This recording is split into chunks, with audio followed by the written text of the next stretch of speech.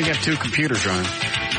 Well, I want to eliminate the problem of it knowing what it is. If my computer's messed up, if there's a sound card on that's giving me the crackle, and I thought the crackle was gone from the show archive. It disappears for days at a time. I mean, it's one of those things you just want to make sure, but you don't want to lose the show in the process. Right. Okay. So today you're recording the show on two computers, mini disc, and a VCR tape? Correct. Okay. Today will be the day that sucks. But don't we got copies? Yeah. All right. Anything happen yesterday? Quiet. Good.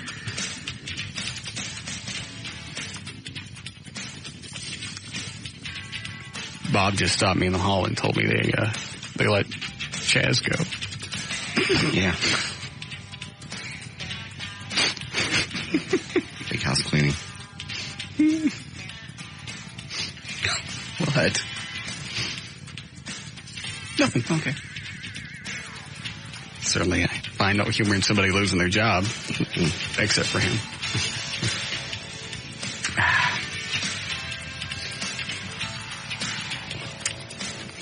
All right. Does this processing sound different? On the mic? No? All right. Not to me. My ears are a little clogged up still. Yep. You must have been miserable yesterday. Why? Just to miss a whole day. We didn't get any emails from you. It's not like you sat in the computer and did stuff all day. Were you in bed all day? It was, no, not all day. I sat at the computer for a while. Answered some emails. What else did I do? Slept.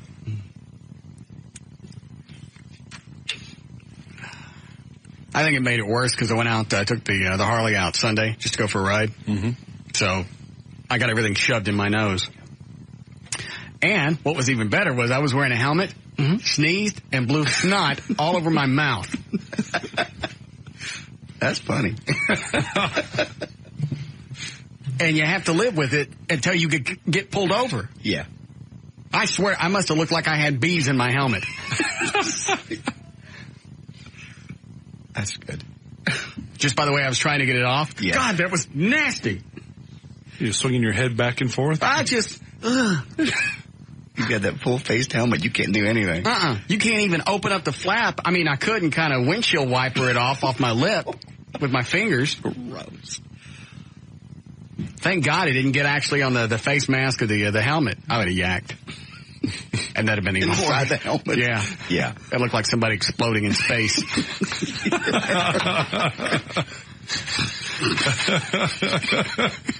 I wonder if anybody's ever done that. I'm sure people are yacked in their helmets. Oh. It should have some kind of yak release, though. You know, it's just some kind of quick release to get it off in case you're vomiting or it's just the snot. It's just, I thought I was just going to have to lay it down. What happened to you? A train, car? Sneeze. Got snot on me. I had to drop the bike. Sorry.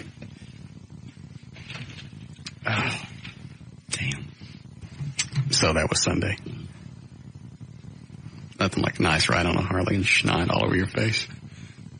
Hard to look cool. Yeah, really even cool. on a Harley. Yeah.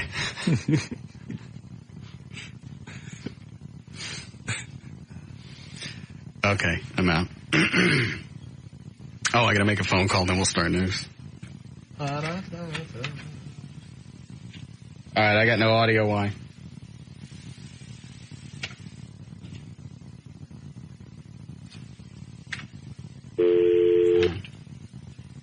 Oh, hotline's dead. What? Hotline's been being weird.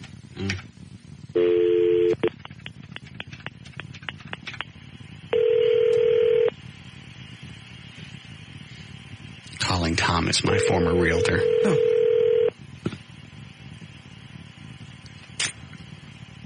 Oh, please answer.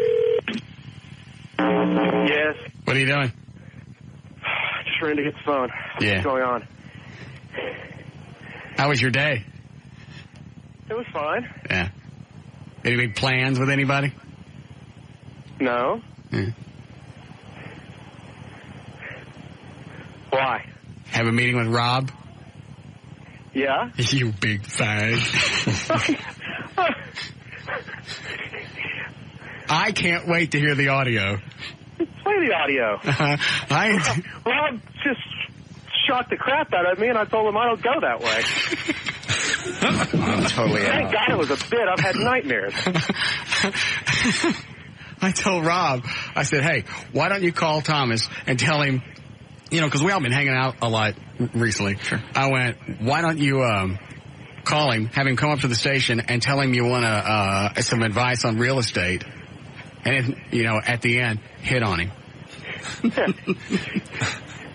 Yeah, you can play the tape. He says that, and there's a long moment of silence. I had to process what he said. And I said, I don't swing that way. Yeah, what if Thomas had gone, sure, good to have a buddy in the building. You know, how great is that? I always wanted to suck. That would have gone bad. Joy, can I have it now? I sent that in the email back. I went, oh no, what if he tries to kiss you? Oh, that would be bad. Yeah. But I thought, you know what? The bit's already set up. We got to go with it now. Mm-hmm. And if he takes him up on it, you know, bonus. No. Well, at first I thought, often have a little windy, which would be fine. Yeah, I told him, I went, you know what? Go ahead and hit on him, and if he doesn't go for it, then, use Wendy as I can bring Wendy in. You make it feel less. Yeah. Weird. Yeah. So, you can have some of the Wendy while I'm pounding you in a pooter. So you're not really gay if you're banging a chick while you're getting an ass. Yeah, I think you are. That's kind of like what is it? Cancel each other. Yeah. Cancel each other out. Yeah. That's just giving me, ooh. Rob's big. Okay. I do. You didn't even think about it for a second when he asked? I didn't, the way he phrased it, at first I wasn't sure what he was talking about. And then when he said something about his past, I was like, I don't go that way. So. His past? Yeah, because I'll get the tape. Eddie, can you check with David and see if it's been dumped over to Minidisc yet? And at what point did you know it was a host job? After thinking about it, and I was. You mean after you left? After you left the station? After I left, and I was like, I could have talked to him about real estate over the phone. I said, there was something funny. Jesus. And plus, I was just hoping that Rob really wasn't like that. So Rob calls me as soon as he's done with the bit. He goes, okay, what do you want me to do with the tape? I went, well, I'll give it to David, and he'll put it on Minidisc and bleep out anything nasty. I went, what did he say when you told him it was a host job? He goes, I didn't have time. I had to leave for a meeting. Oh, no.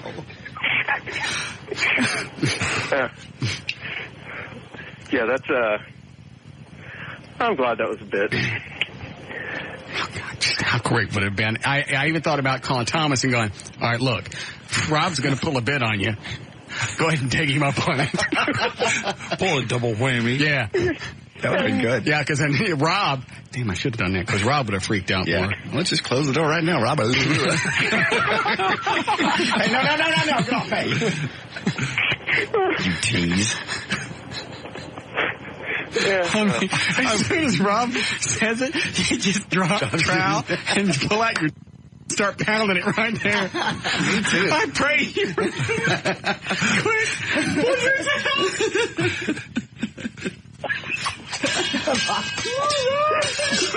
Lock the door.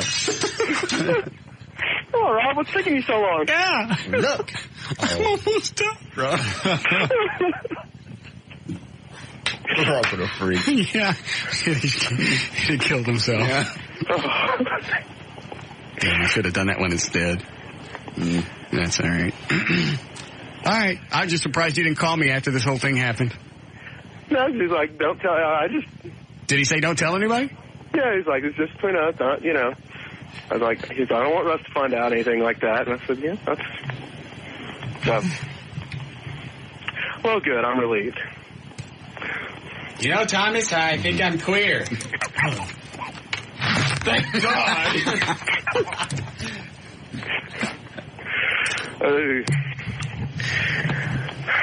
Okay. All right. Thanks. You bet. Yep. Oh, God. Mm-hmm. You can still do that other one on somebody else, though. Has to be somebody. You mean the double whammy? Yeah. Not right now. How could we do that, too? Well, the only problem is it's got to be somebody that we all know. Otherwise, it's not really funny. And now everybody's on the... Reed won't meet with... our general manager won't meet with anybody in the station now. He's scared of being set up. Right. Here comes Casanova. Hey, Rob! Swinging crank. He just kept going. You'll hear it in a second. Are we on in the hall? Uh-huh. Yeah. In our hall, the place we're not on in the whole building is the bathroom. Yeah, we kind of need it on in there. I asked them today if they put a switch in, just like a light switch. Up is KRB, Wild 100, and down is us, or whatever. Got it. Give me a few more minutes. But he's got the audio? Yeah, he's got it. He's dumping it now. All right. I really can't wait. Because I told him, I said, build up to it. Really ask a lot of real estate questions. You're thinking about buying some property downtown, da-da-da-da. And they just kind of work in the pooter thing. That's cool. I told him to beg. Oh, please. Try it once. What are you going to lose? You don't know what you're missing. And it's cold because Rob sent me an email back. He goes, dude, if I was queer, I could get better than Thomas. He said, I don't know if he's going to believe it or not. I see. Damn. Yeah. It's like when a really, really hot chick comes on to you, you go, all right, where's the camera? Where's the mics? Set up. All right. You ready to go with news? Sure. Okay. You got audio? I do, sir. Right here? Okay.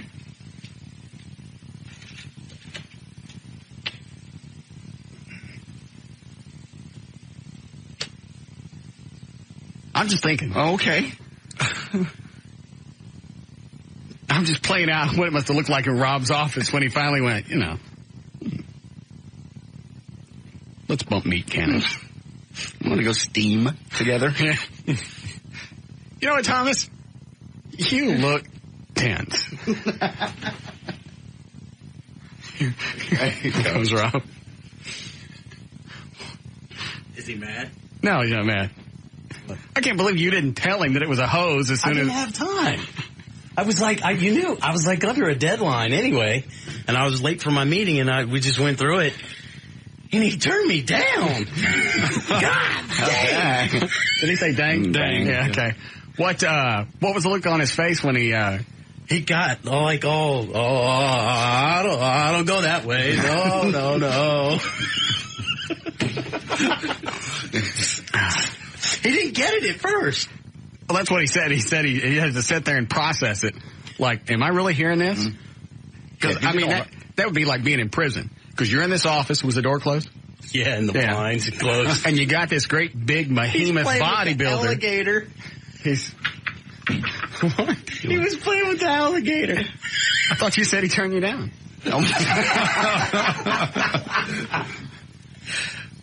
Oh, is the alligator in Rob's office now? Yeah. Oh, all right. You got to keep this straight, Rob. I think it's odd that Rob's upset that he turned him down. Yeah. Now, what would you have done if we had to turn it around and I called Thomas and went, all right, look, Rob's going to hit on you. Go ahead and take him up on it. Just having to think about it. What do you mean? What would I have done? I mean, would you have wigged out? I probably would have if he reacted if he had a close similar to him and said, hey, I'm flattered, but, Oh, wait a minute, you big tease? You're hitting on me. Yeah. He slams the door, drops his pants, and starts whacking his pud. What? And you know what? I think he would have done it. Oh, yeah. We could have gotten him drunk, because he'll do anything when he's drunk. Who? Thomas. Oh, yeah. If you had in fact, we talked about that. I said, well, we'll have a couple of drinks in you, like this weekend. And he goes, I wasn't that drunk. I said, well, then I know where to start from. Jesus. God, that'd have been great just for Rob to throw out the offer, and he just drops his pants and starts shoving furniture in his ass. Glad you asked. It's Christmas. Oh, just the visual's almost enough, but it would have been funny to have happen. Damn, I don't even want to hear the bit now. All right, we'll do news and see if it's coming. Okay.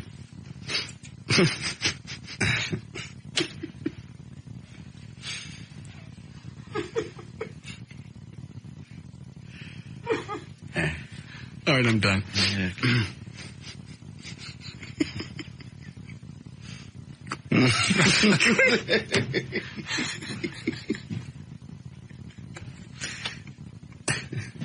Cut it. I just can't imagine the look on Rob's face if we had to turn it around. And Thomas just drops his pants and shoves his pencils in.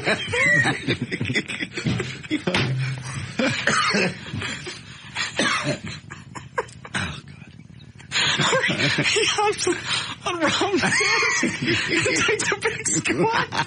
Here, let me clean it up. Let's make room. You get in now.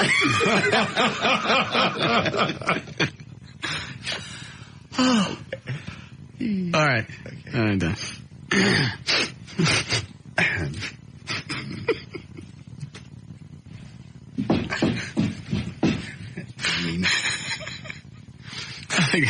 I think I'm the only one that this is funny too, because I'm just getting all the visual images. Okay. Get me right here. Come on. Oh, look. Pry it open for you.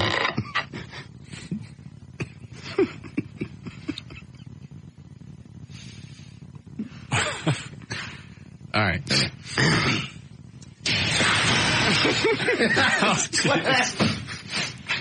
I need a tissue. I just blew snot. We're almost out. I'm not having snot. No. All right. 3:30. JD Ryan is on. He's on the new.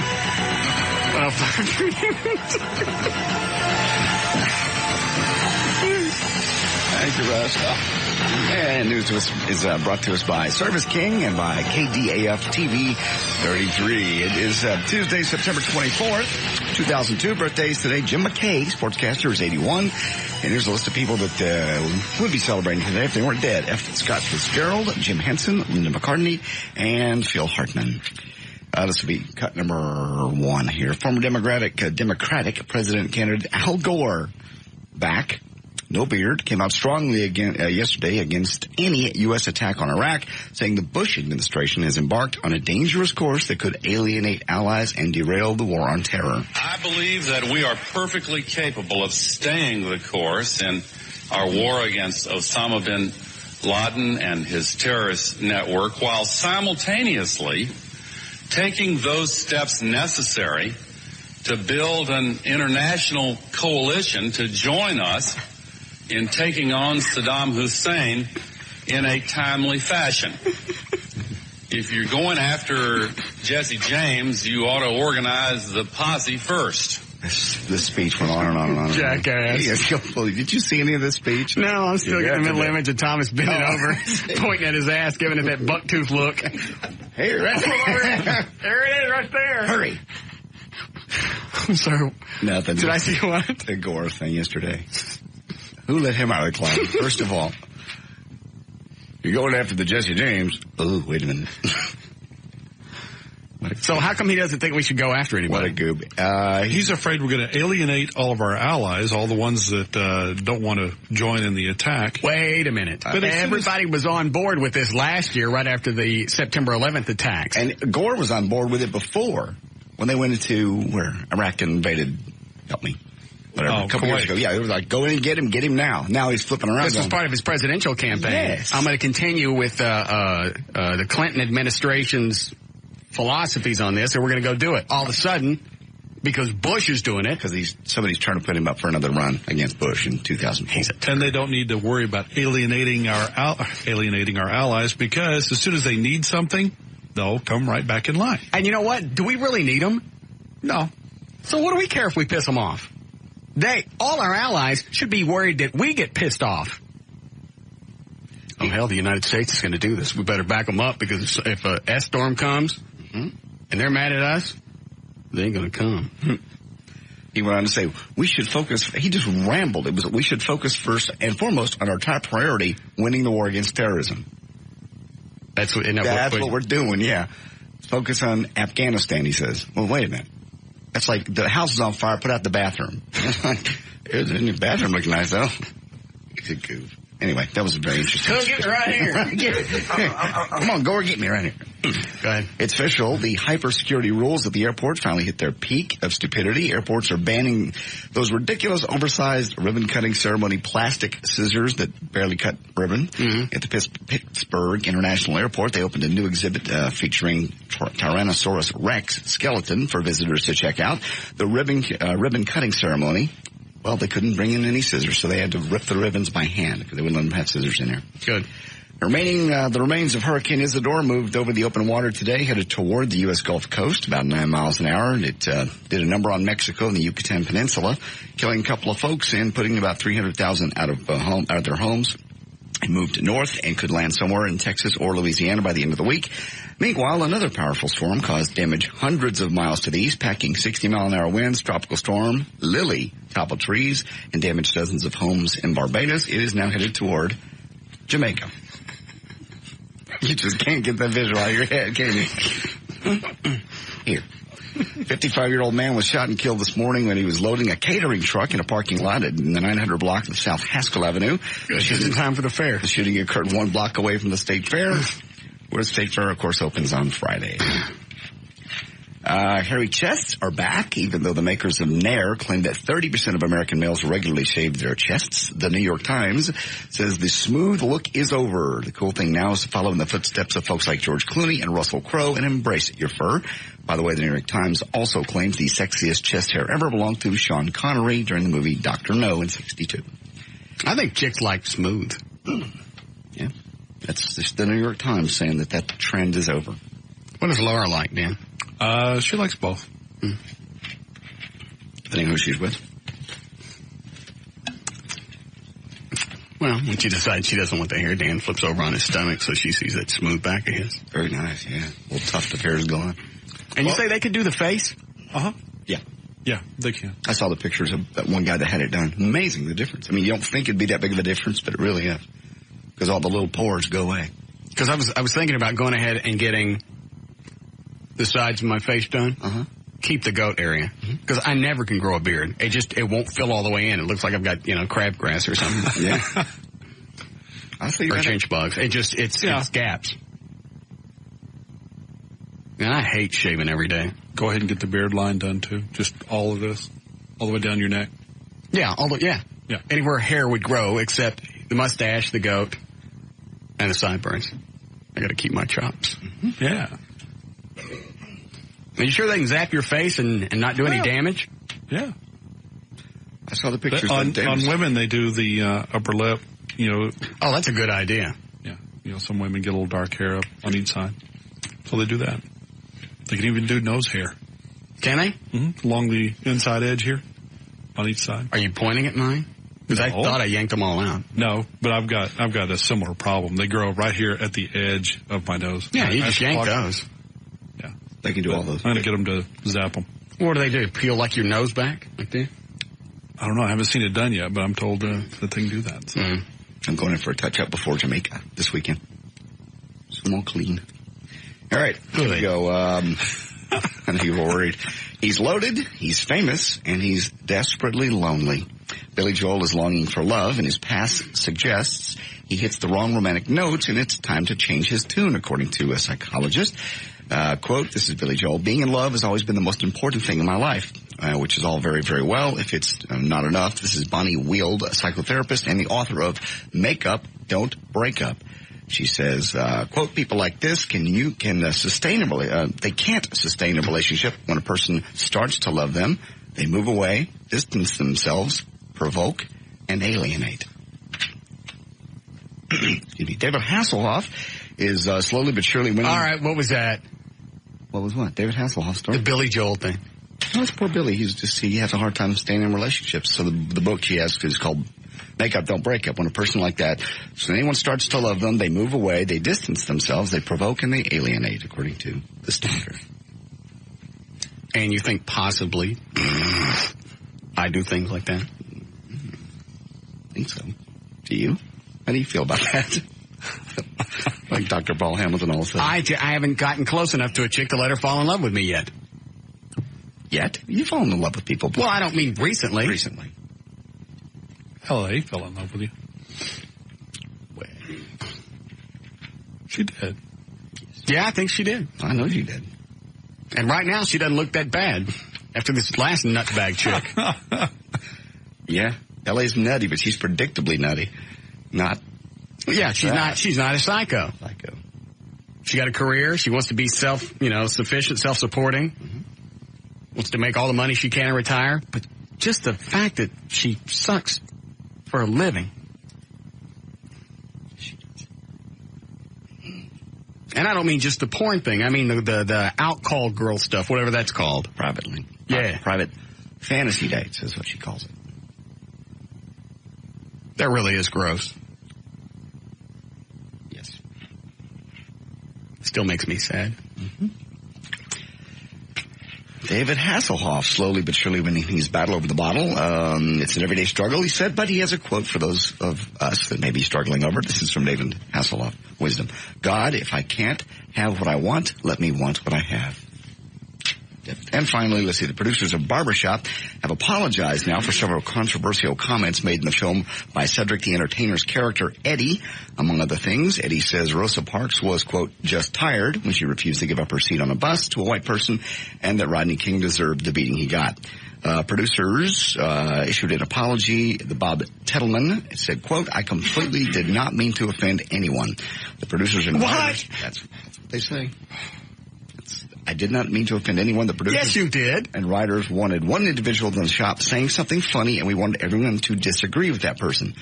Jesse Jackson, who made, of course, the biggest stink about the dialogue last week, called the apology a step in the right direction, but he won't be satisfied unless they edit all the offending remarks out of the video, DVD, and cable versions of the film. That guy's out of his mind. Which one? Jesse Jackson. Well, the producers first thing. Why would you issue an apology? They should never have done that. Well, it's like Archie Bunker. You were supposed to see the stupidity of his comments. I thought it was Michael that was the idiot. No, Archie was the bigot. Are you sure? Yes, pretty sure. Pretty sure, Nandy. All right, go ahead. Okay. Wait, he's doing long. So there's news and information brought to us by Service King and by KDAF TV 33. I'm J.D. Ryan on the Talk That Rocks Texas, the new 105.3 FM Talk. More of the Russ Martin Show coming right up. The limited edition Russ Martin Show Police and Fire poster is on sale now. Only 500 are available. They are $15 and signed by everyone on the show. To buy yours, go to russmartin.com.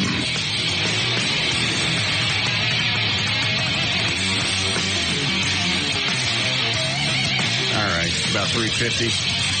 Check on traffic. Jonathan Dodge at the controls of the new 105.3 FM Talks. White Lightning. Why, thank you, Russell. This report brought to you by Bridgestone Tires at Nextel in Dallas eastbound 175 CF on and Buckner Boulevard.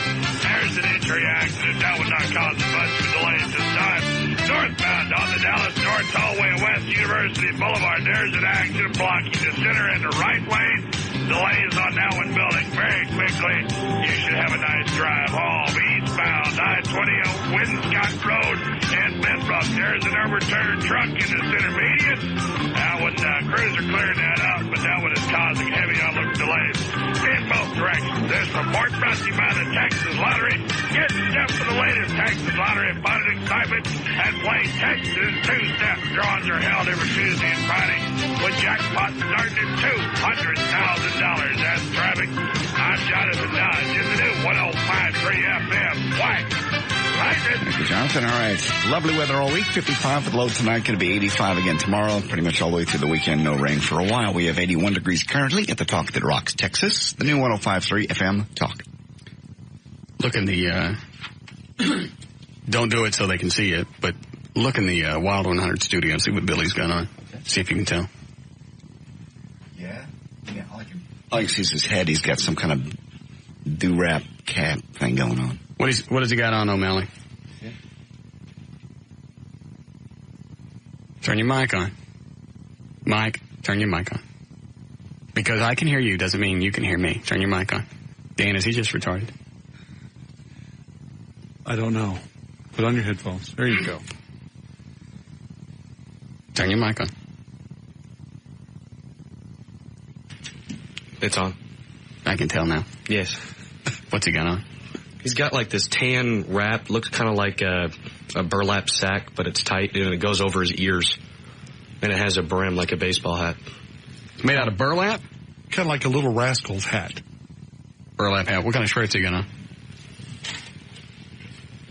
And he's got like 3 sleeveless shirts. Really? All on at the same time? Yeah. All right. What color's the outer one? It's a white Doors t-shirt. Okay. And then the... That's enough. Okay. Thank you.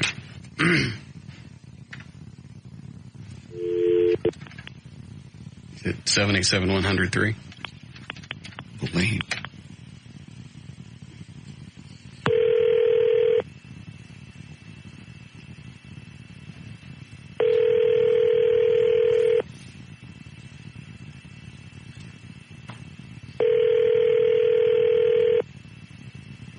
He's got headphones on right now, so he may be going on the air.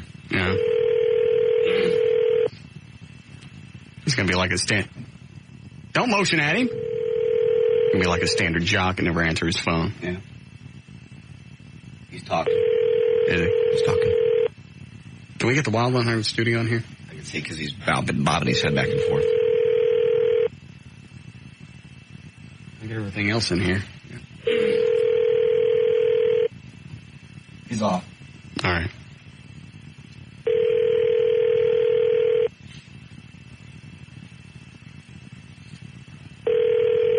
I'm going to tell him I'm outside with a deer rifle.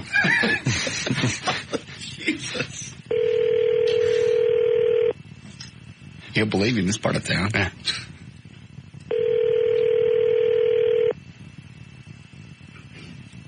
And you can't tell him to answer the phone because then he'll know something's up. Yeah.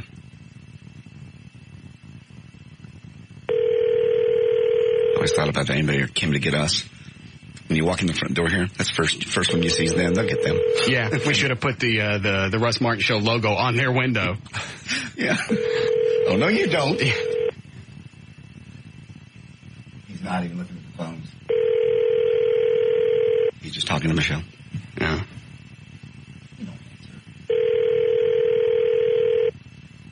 Punk. All right, I'll try it later. I want to try and do it now before somebody warns him. Yeah. Not looking at him. He's eating something. Dude, be in touch with your audience. That's how you get ratings. Yeah. Listen to what the people want and give it to them. Answer the phone. Oh, he's answering the phone. Okay. He says he's talking in the mic without the headphones on. So. Got it.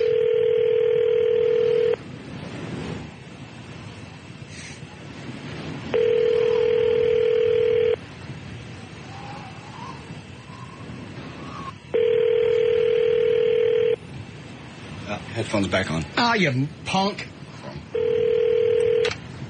Probably hitting on his 12-year-olds. Sorry, I didn't mean to say that. 14 at the youngest. No.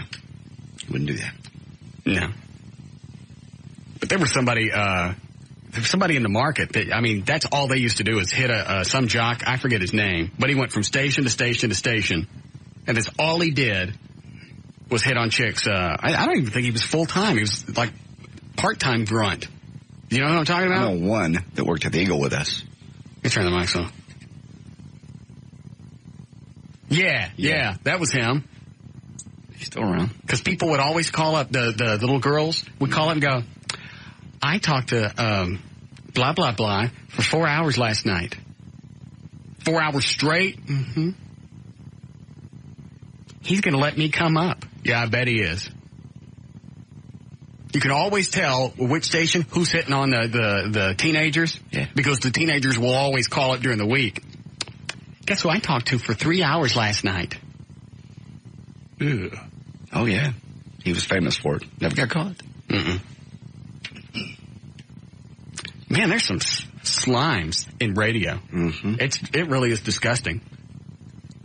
We had the boss that brought a young lady into my office once. The reason I found out is she called me the next night and described my office. Said, yes, you have this gold record here and you have the picture of Cher over there. I'm like, how do you know all that? I was in there with blah, blah, blah last night. And really?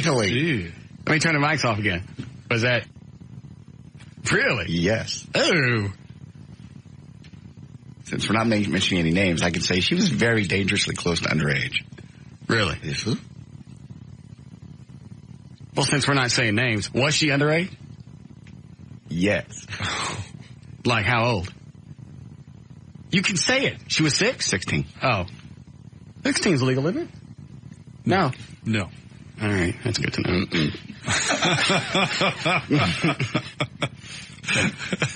He didn't get in trouble? No. Wait a minute. Wasn't there like some kind of pending lawsuit or something?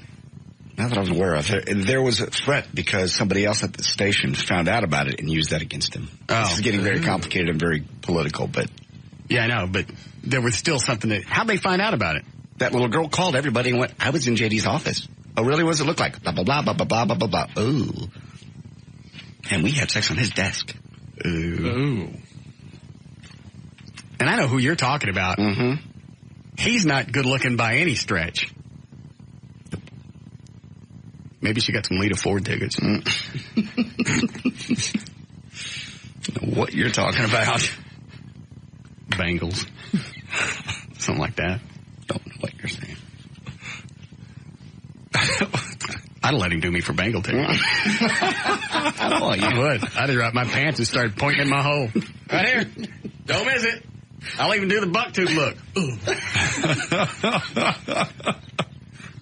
Yeah, that adds to it. Yeah. I could turn that down. Makes it much more enticing. It means that you really want it. Yeah. Hey, you're not fooling around now. Buck tooth. Use that pen and pencil set to pry it apart. So. All right. Oh, we didn't play the Rob thing yet. Yeah, that's it. I got two things I wanted to play. All right, I'll play this really quick. All right, you know the nutbag chick from a week and a half ago? Yes. All right. Yeah. Drove into my garage. Mm-hmm. Tore up your yard. Yes. Have you got the door fixed yet? No. Not yet. Still working on that. The garage doors have been replaced. Right. Flowers? Working on that. And Everett's already got $2,000. And I've rescinded the offer of having her come on, and I would, take $500 off. Because she's just going to get on and lie. Yes. And why pay $500 to hear her lie about it? Mm-hmm. Clearly, she's already lied to Everett, so. She's lied to everybody. Repeatedly. Well, I stood Russ up on Saturday, so if he says anything about me on Monday, that's why. He just made it up. Yeah. Sure. And you know what? With that security sign that she beat on the door, it's easy to make those dents. Thomas and I got drunk last night and took a couple of whacks at it. He came over. Really? Yeah, he came over, brought me my prescription. Yeah. And I'm going, you know what? It's got to be replaced anyway. We can't do any more damage. The door's coming down. Let's go take a couple of whacks at it. It was easy. So it's the actual sign. It wasn't the post. No. Okay. The actual piece of the plastic, because you can see where it broke off. I even thought maybe she just pulled it up out of the ground and used the metal post that holds the sign, but that post is too thick. Doesn't make any difference. No. It's still a wigged out nut thing to do, regardless of how you're holding it. I just kind of would like to see how she did it. How much force it took? It didn't take much force at all. Really? Yeah. Maybe why she thought she wasn't doing any damage. Tough break. Mm-hmm. So now I got this. Did you just wave the log? Really? Yeah. We just came out. We came out 10 minutes ago, didn't we? All right. Anyway, so this was on my voicemail. I think it was yesterday. Hang on. Message. Hey, asshole. Wants her stuff back, so give it to Everett. End of message. So she got somebody doing her little dirty work now. Yeah. And she wants her crap back. Well, she's probably been told not to speak to you by her lawyer. So now she's got a little friend doing her work. Well, now, and obviously now we know for a fact that chick that was leaving the messages on there is a friend of hers. Yeah. She gave the right name? Yes. Okay. And other than the 2 bras and 1 earring, and a couple of dog toys. That's all that's at the house. And that's really that important that she's got to have it. I guess so. After knowing somebody 1 week, you'd leave anything at their house, much less bras and dog toys. I almost brought the bra up here because it's just a huge red bra. It's not something that you could, as you're packing your stuff, you could miss. Because it was laying right there on the white carpet. She wanted a reason to come back in. Bang on the door. I left my bra in there. Thinking you let her back in to get it. I know you. And once she's in, she can try again. Mm-mm. Damn, that's freaky. I wouldn't have opened that door for cash.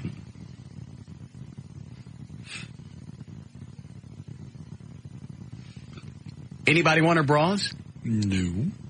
Well, what size are they? Kidding. She's got, nice set of cans. We should hang them somewhere as a reminder. Put them up for auction. Oh, that would piss her off to auction off her underwear. That would be funny. Yeah. Yeah. Her 2 bras and that 1 earring. Nutbag bitch. Oh, that would piss her off just to know that that's her underwear on the internet. Yeah. Do it. Do that when I get home. There's no proof it's hers. Mm-mm. Except her underwires to hold up her floppy cans. Oh. That's a shot. Now you're just being hateful. Yeah. It's okay. How bad are we behind? Let me see the log. I think you're starting to lie to me. This is like the Reagan administration. Tell him whatever. He won't remember. He's been sick. We got to get those spots? Yep. This whole clump? Yep. Jesus. Is he answering his phones across the hall yet? He has his headphones on still. So he's probably either getting ready to go on the air or he's talking. But now he's sitting down. It's hard for me to see. Okay. Can you tell O'Malley? Does it look like he's on the air? Just nod. What? He's motioning to me that someone told him that you were trying to call him. Oh, you... Jeez. I knew it! Why do people do that? All right, screw it. Jerks. Mm-hmm. More of the Russ Martin Show coming right. Call Russ now at 214-787-1053. They didn't have a note with it? No, it's just in my box.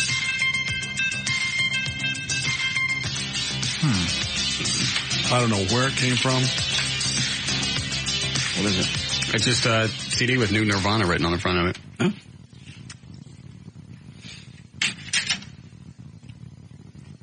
I wonder if this is something else we're not supposed to have. Could be. All right. They have an album coming out, but it's going to be a while until it comes out. Why would it be a while? It's not like they got to go into the studio. That's what I heard. Closer to Christmas, what I heard. Maybe not. Maybe they've rushed the release. Yeah, well, it may be done, and they're waiting until the holidays to release it. Yeah. Oh, well.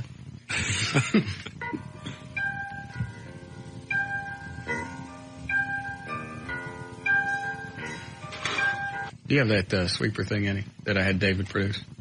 You know which one I'm talking about?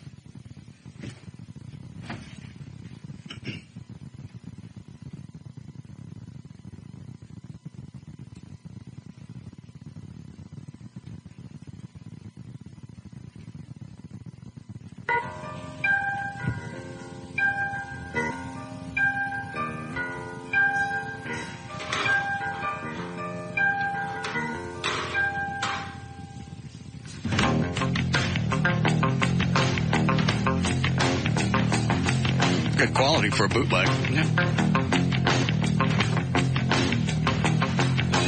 I will never bother you. I will never promise to. I will never follow you. I will never bother you. Never speak a word again. I will crawl away for good. I will move away from here. You won't be afraid of fear. It's a good thing they wrote Nirvana on the label. Yeah. And always knew it would come to this. Things have never been so swell. Always sound like they had to wake him up. Hey!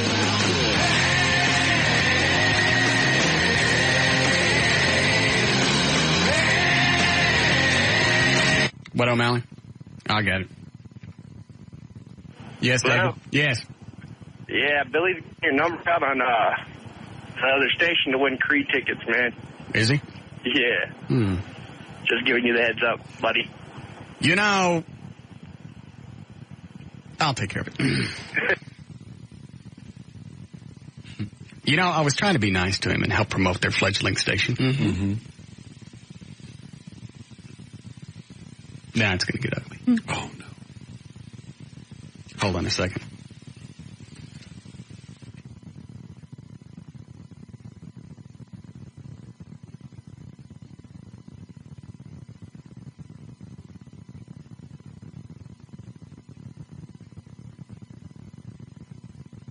Just call me when you're ready, Eddie. Yeah, they really don't want to play this game. No. Because I'm just getting started now. Yeah. Wow. Yeah, I've warned other shows about tying up the phones. They're little stupid bits.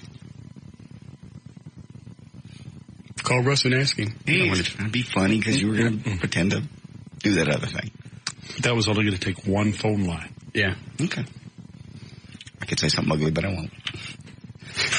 Why would you need more than one phone line?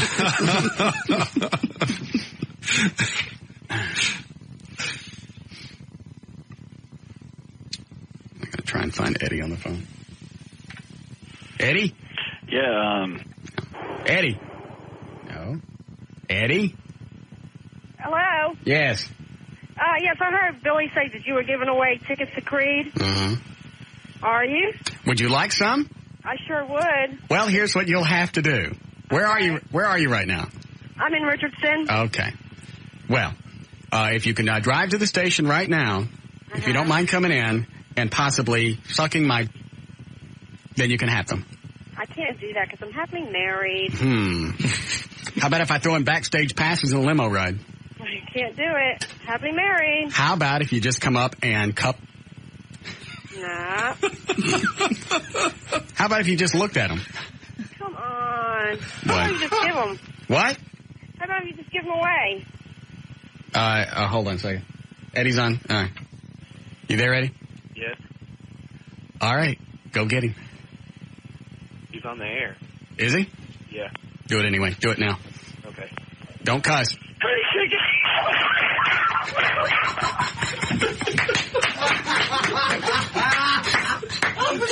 Michelle's under the board.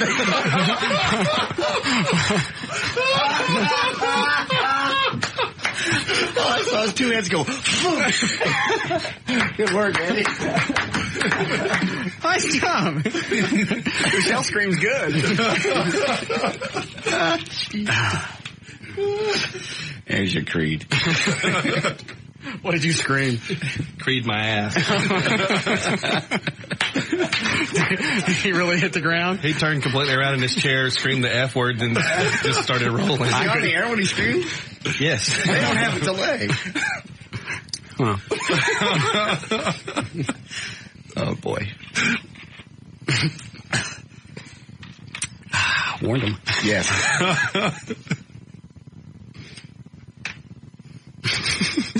What is it, Wayne?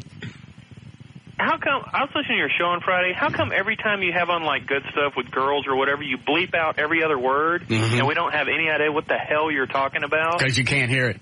Why? I mean, Because. what's the point in having them on if we can't hear the damn show? Because it's for me. I mean, if it's for you, do it on your time. You're on our time when you're on the air. Oh, no, I'm not. This show is not for you. It's for me and whatever I can get out of it. It's none for you. I mean... In fact, you know what? It's like you're on... Okay, I'm just going to shut the mics off and do the show without you.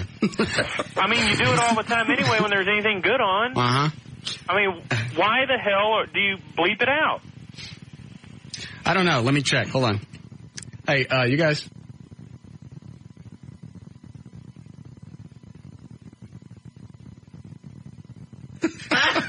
We don't know. You just bleep it out. What? You just bleep it out for the hell. I can't even hear what the hell you're saying. Are you bleeping me out? No. Why do you bleep out any of the good stuff? I forget. Hold on.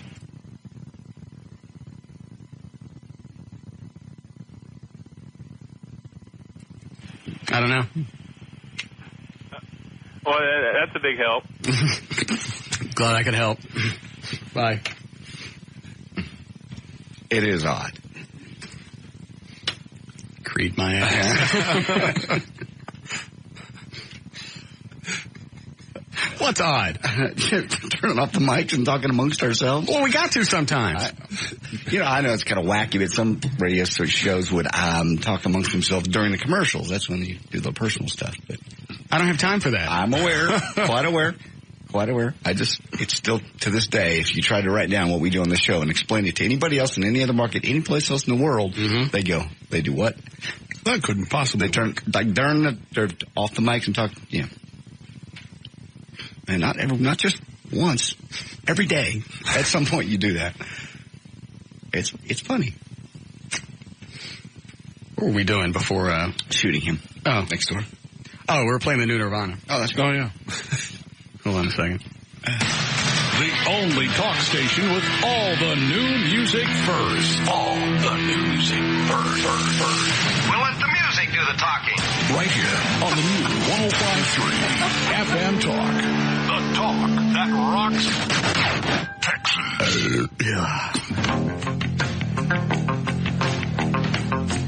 I pray to God nobody else has this yet. Don't know.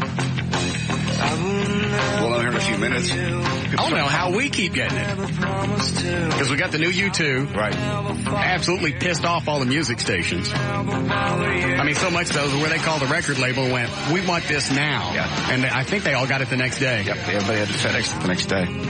And they weren't supposed to get it for like 2 days. 2 more days, yeah.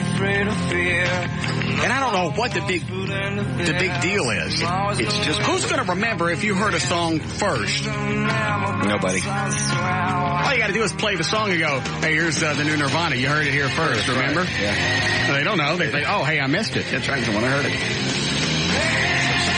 It's a little bragging rights for radio stations. Well, we had it first here on the whatever.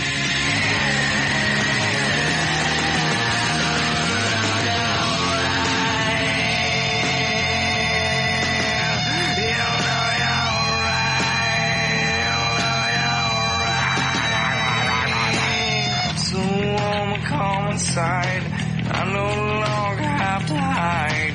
Let's talk about someone else. It's the same dark rock, all the other stuff they put out. Angry dark. She just wants to love herself. I'll blow my head off too. I'm done writing songs. I don't guess I need this anymore.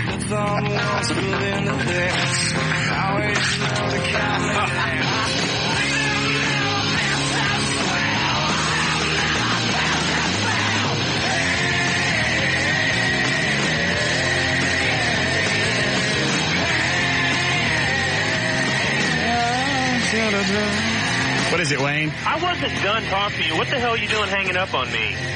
I'm sorry. I'm still trying...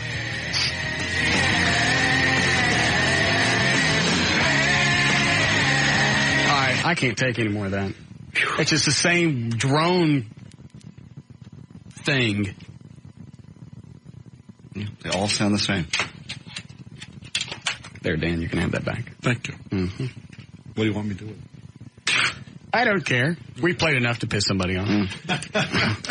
Yeah, U2 was at least listenable all the way through.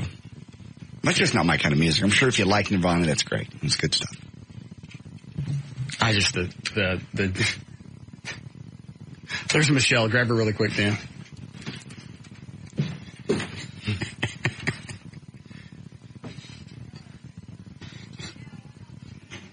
Come here. Are you mad? Oh, you scared me so bad. I dropped and screamed. Well, it was Eddie. You know Eddie. Well, yeah, like, consciously, I should have known that he wasn't really going to shoot us, but my subconscious told me to scream and drop to the ground. Yes, and you did a fine job. And you know what? I was the one that called up, by the way, and said that. We didn't say anything on the air. I was just messing with y'all. Oh, really? So I was the one that called into him and told him about that. Well, then I'm sorry. So we were just kidding around. We didn't need to get shot up. We're about to go interview Creed, so. Oh, are they really here? Yeah. Well, they're not here, but we got to go. Where are they? Go and interview them. I guess at the venue. I'm going with Best from the morning show. Oh, get them to call in. Okay. I'll see. Okay. Okay. Bye. Bye. You look nice today. Oh, thanks. Let me see your tattoo. How did it heal up? Oh, it healed good. Show you. Yeah. Get a chance to look at your butt crack. It healed pretty good. Yeah. Panties. My heart is racing so bad. Okay. All right. Bye, guys. Bye. Bye.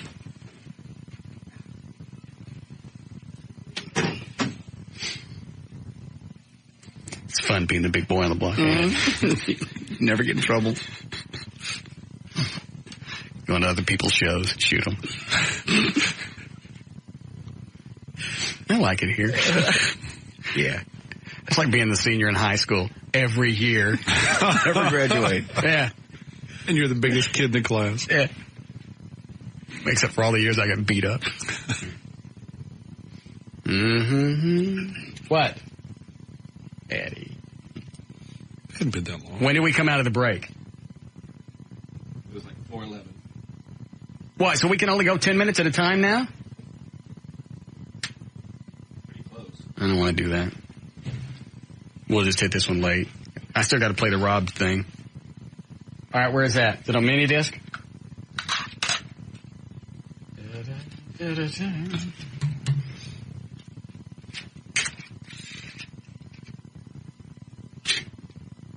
We need to get a small video camera and start taping this stuff. Yeah. But I had to see Thomas's face when Rob goes, let's do it.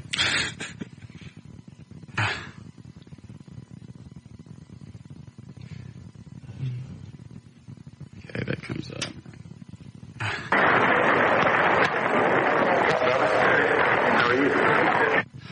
Why is it we can't get a record? Whose recorder did he use? What time you used mine? This one? Mm-hmm. Yours always sounds fine. I know. I don't know where he put it, though. No. How's your day going? Cool, man. Thank you for coming in. What is in his office to make that noise? I don't know. Nothing. I've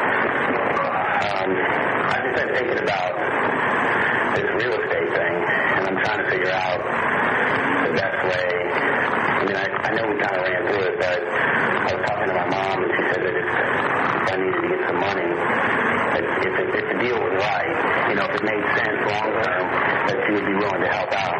So, I don't know. I mean, I just bought my place now in March. Has this been edited down, Eddie? Yes. All right, good, because I can't take a lot of this. It out or buying one of the existing properties. It's already been leased to someone. I can't wait. Good opportunity. I just don't know. I can even put up with the crappy audio. I can't wait. Jump on it or just wait for a while. Or, really look to see what's going on, especially in the building, see what's happening. Okay. Are there units for sale in the building now? Yeah, there's, all the West Sale units are for sale. There's a unit that is for sale. Because that would be a rough call if he offered to throw in Wendy, his girlfririend. Why would that be a tough call? She's hot. She's very hot. If he'd let me bang her, and yeah, but you'd be getting him. That's it. They cancel. They don't cancel. Yeah. That's kind of another reason. Yeah, it does. No, it does not. He'll just be doing her through you. Yeah. I'm banging her by proxy. Talking to Wendy, Or he is. and she thought, maybe sometime you could just come over and hang out with us one night, and we could party or go swimming or do whatever. I think so far Thomas is into this. Yeah, party. Yeah. Swimming at Wendy. That's harmless. Yeah. What could happen in the pool? Ooh. But whatever goes on, basically, stays between us. So, that'd be cool. He's in for this. Because right here it sounds like Rob's offering Wendy. That's what I would get. Yeah. If somebody goes, whatever happens, just stays between us. Yeah, that's very swinger. Our little group. Yeah. Yeah. So, he probably never even thought, well, Rob wants a piece of this. Wants a piece of me. Ooh. And then, maybe we could just come over and we could play or do whatever. I don't really know what you're into, but... Oh, jeez. Come over and play. Yeah. But really, up till now, it still sounds just swingerish, isn't it? Yeah. He hasn't turned the corner yet. Yeah. All right, we'll break here and then we'll come back.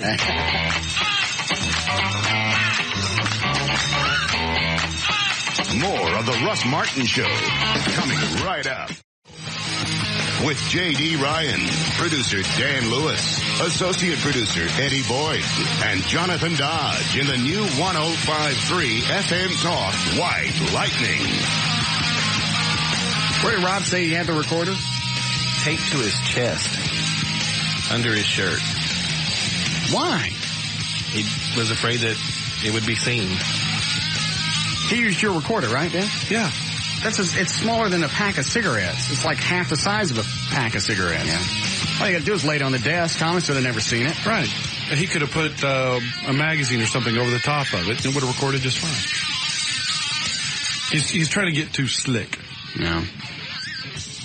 I think he did the same thing in,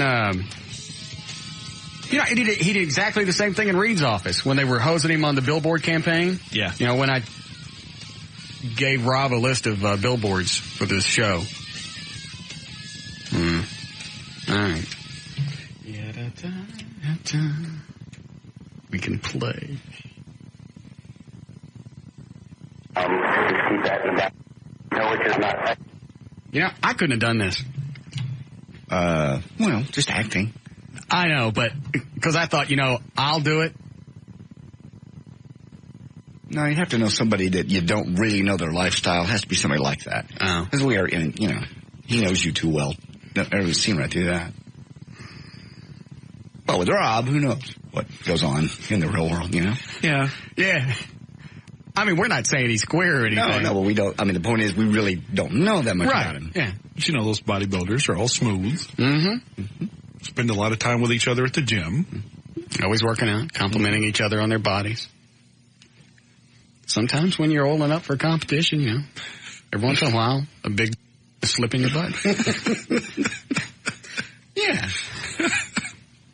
You already lubed. Yeah. It's just occupational hazard. Yeah. So. All right. This grosses me out, but I can't wait.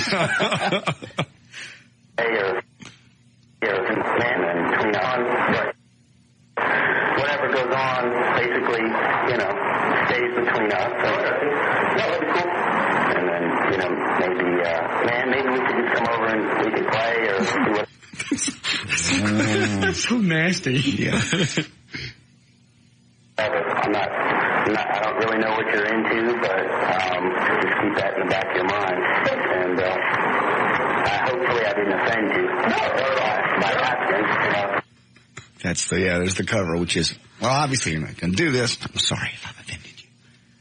Well, so far he hasn't really come out and asked yet. Exactly. No. And I wouldn't have gotten it. I would have just thought he meant, come over and I'll watch you do my girlfriend. That's where I'd be right on this. Yeah. And I'd do that. Wendy? Oh. Yeah. While Rob watched. Yeah, he could watch. No, I don't know if I could do that. If he'd let me do Wendy, though. Mm-hmm. All he's going to do is watch. Why would that wig you? I don't know. What if right in the middle of it he started rubbing on my ass? That's not watching. That wasn't the deal. But it's too late. I mean, you're there. Yeah, because you're already in. It's like, well, do I stop? But I'm banging Wendy. I think. And this hot body. But he's rubbing my ass. Well, like, oh. And then she locks her legs around you so you can't get away. Yeah. That's what you tell everybody Monday. Yeah. She had a grip, I swear. Can you get away?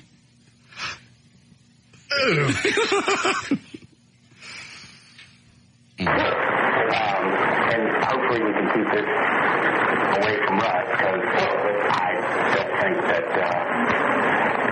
don't think I've needed to get after him. But it's, I went home and, Wendy saw you here, and I was like, we spent a couple hours together, and he was really cool, and see, now it still sounds like Wendy's in the picture. Yeah. Okay. Something's got to change here. Yeah. Maybe he'd be okay if we invited him over sometime, because he knows about my past. I mean, I've played both sides of the fence, and here we go. There it is. Here's the corner. And I'll be on side though. Okay, that's cool. Good. All right. Okay. Well, come over and we could just hang out. Yeah, absolutely. Okay. But just, if you could keep it between us, because obviously it's not something I like to share. No, absolutely not. And who knows, man, maybe you have enough drinks in you that you won't remember, and I would have reacted like that. Seriously, if somebody had just said, why don't you come over and, we'll bump F-sticks. Mm-hmm. I'd have left. I don't even think I could have said anything. If I thought it was real. Well, you get up. You don't want to insult the guy because it's his lifestyle and he was nice enough to ask. So you got to just go, that's hilarious. Yeah. Look at the time. No. And you try to get out of the room that way. You don't want to seriously, I'd have jumped. Freak out and go, you stupid. Would you freak? Some people would. I'd have locked up. Just because, Mm-hmm. Ooh. Mm-hmm. Because now you're standing there knowing that he's wanting to see you naked. Yeah. In his mind. He's having sex with me. Yeah. I wonder if he's looked at pictures of me before or thought about me when he was banging somebody. Look at that package. All right, that was gross. It is gross. Just to look at a guy and know that he's looking at you and he wants to... all of it. And play with my... Mm-hmm. Both of them.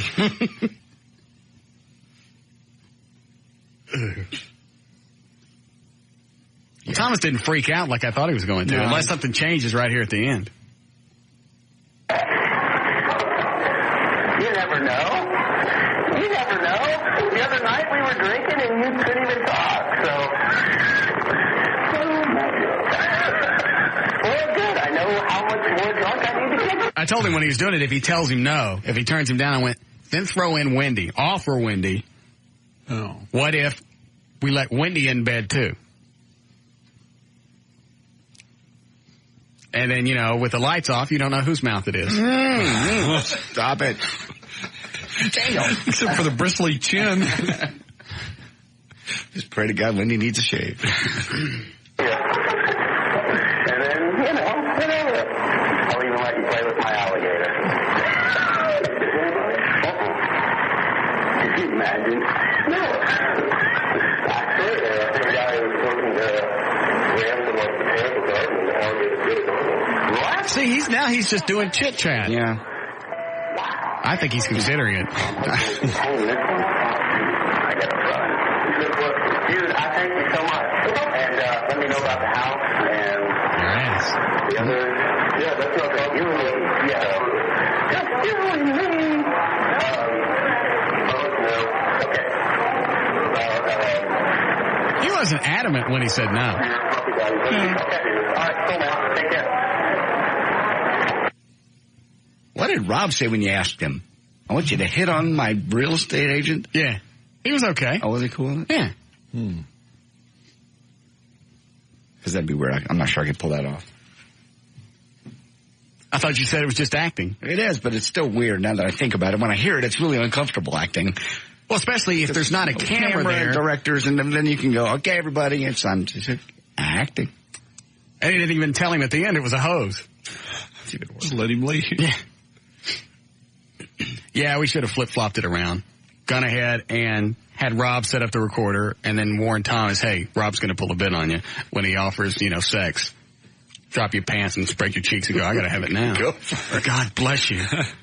I've looked at pictures of you for months, wishing you just take me. And just whip it out and go, well, let's compare. See what you got, see what I got. Yeah. Well, let's beat them together right now. You want? Oh, my God. Rob would have lost it.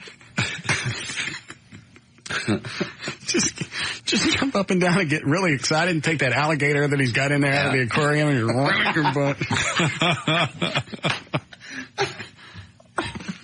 Great big alligator tail hanging out. Looks like a pony.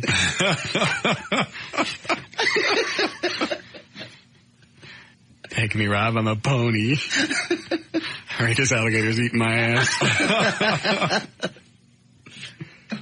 How we doing, Eddie? All right. Yes, Rebecca? Hi, Russ. Listen, I've been listening to your show for a long time, and I've heard you, be mean to your callers and even the people you work with from time to time, and I've always been curious about something. Why do you think Dan wants to leave the show? I can imagine, but I've always been curious about something. How close to your actual personality is your on-air persona? Are you really like that in real life? What? Mean and hateful and, how you act on the show. No. I bet there are a lot of people out there that really just hate you because of the way you act. And I was just curious. I mean, are you like that in real life? Well, I'm afraid to say anything because I know everybody's going to jump all over me. Well, go ahead and answer. I mean, I think you're funny as hell. I love you to death. Thank you. I've always been curious to know if you're really like that in real life. No. I'm a lot more diplomatic off the air. Oh, I see. Well, like I said, I think you're great. I think you're funny. But, and you know what? Yes. Another thing, too. Of course. I don't mind. Listen, well, another thing. Okay. If Howard Stern decides to leave the radio, would you ever go back to mornings? Because I really miss you in the mornings. Not a chance in hell. Oh, no? Ever. You like your slot? I don't even like thinking about mornings. So good to hear you say that. Why? Really? Just because. That was the worst 9 months of my life. It was. I hated mornings. I don't know how Dorsey or anybody else has done it for, 20 some odd years. I think a lot of people like to listen to you on their way to work. Well, then tape the show and play it in the morning. You did it. We did it for almost 3 years. I know. I hated it. I couldn't stand mornings. The only reason I wanted to do it was because that's where the money was. Yeah. You never sleep. You take little naps. That's all you ever do. And now over here, they're paying me more money I was getting over at the Eagle to do afternoons. Oh. And we got more people listening. Oh, well, that's cool then. Never.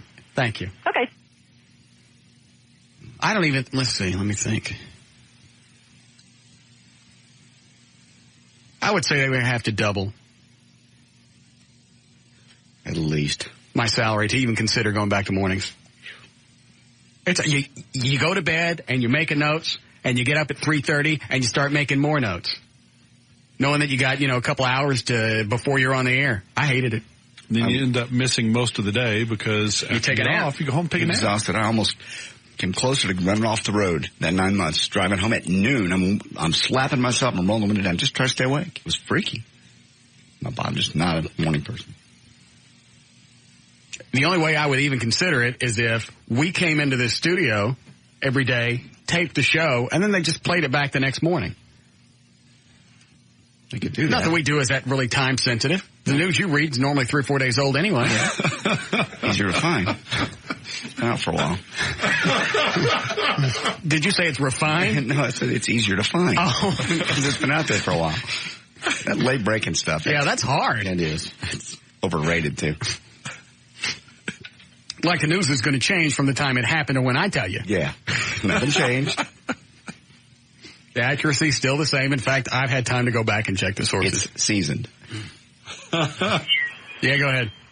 Yeah, I was just wondering, is there a website or something where I could look at the ratings for the different radio stations or No. see how Russ is doing? Oh, really? How would I get that information? You can't. You can't. It's a pay service. It's not available to the public. Oh, okay. Why do you All right. Why do you want to look at the ratings? What do you want to know? The bottom feeders, and just to see how you guys are doing, because We're number one. well, I know you're number one, but I just want to see how bad you're bitch slapping the other guys. The bottom feeders, I think, are like KLIF. That's the first one that comes to mind. The ones that we Yeah, well, you yeah, would that's know. What about the Eagle? Is Mikey ever going to leave, or is we going to have to keep? That was the biggest mistake I've ever seen anybody. As soon as I left the Eagle, I went, all right, they'll get another morning show, because that station was notorious or famous for having big morning shows. Stevens and Pruitt brought Stern to Dallas. Moby and all them. Yeah.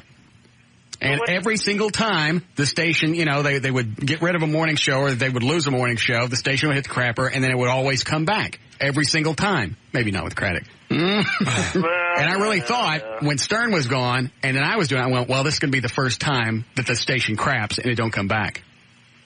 We got fortunate and the listeners came back.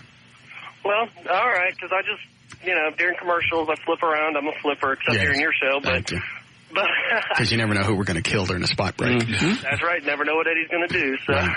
Okay. All right. Thanks a lot. Yeah, you're welcome. Yeah, and this Mikey thing, I haven't listened to it, but all you got to do is look at the ratings. That's pathetic. They're the only rock station in town. They got nothing. Somebody told me he just got dropped off to the other stations he was on just this week. He was syndicated? Yes. Yeah. There were like 5 stations. Now he's like 2. I think he's down to 2. Here in San Jose. I told you they talked to me about going back to do mornings after oh, no. Tom Sure left, didn't I? No. I didn't say that on the air? No. Oh, jeez. I thought I told you guys that. No. I'm scared to even think that was even brought up. Yeah. For a lot of reasons. We have just have it so sweet over here. They actually used those words. We would love to have you back on the Eagle Morning Show next week. Damn. It was kind of nice. It was like being, they said, Tom Sure, he screwed up. Yeah. Thank you. Like having a girlfriend that screwed you over, come back and go, I made a mistake, can we get back together? And you can go, I got a better bitch now. Miss you. Just for fun, did you throw an amount at them? No. Oh, wait a minute. Hold on. What does Bob want? As a matter of fact, I did. It was the current offer from this station. And they said? Obviously, they said no. Because they didn't have it. And it's like, you know what? If money's an issue and I'm doing afternoons and you want me to move to mornings, you're going to have to, double what KYNG is offering me to stay. Yes, Bobby? I just wanted to know, Mikey got kicked off San Jose yesterday. So he's only on the Eagle now? Yeah, he's done. How horrible. Yeah. So, where are you right now? What golf club course? Actually, I'm going in to get my hair cut. Really? Mm-hmm. Okay. Well, my hair nice and short for when I go to Hawaii. Oh, that's right. Who's going to watch the station while you're gone? Ooh, can I be PD? Oh, Jesus. Absolutely. Are you going to be gone for a week? You want my phone? Yeah, can I be PD? Yeah, absolutely. Good. Bob. I got some changes to make while you're gone. Think about this, Bob. Well, actually, I'm leaving Lee in charge. Oh, that's all right. I'll get him drunk. I'll make changes anyway. Yeah, Lee's easy. Yeah. He really is. He's almost as easy as me. I know. All right. Yeah. Yeah, we had breakfast talk for about an hour.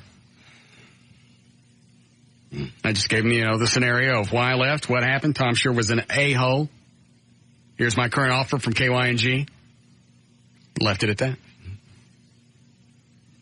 We don't have that kind of money. Oh, well. How much money you want to lose with Mikey? All of it. Change your website to KEGL.org. Break? All right, we'll be back.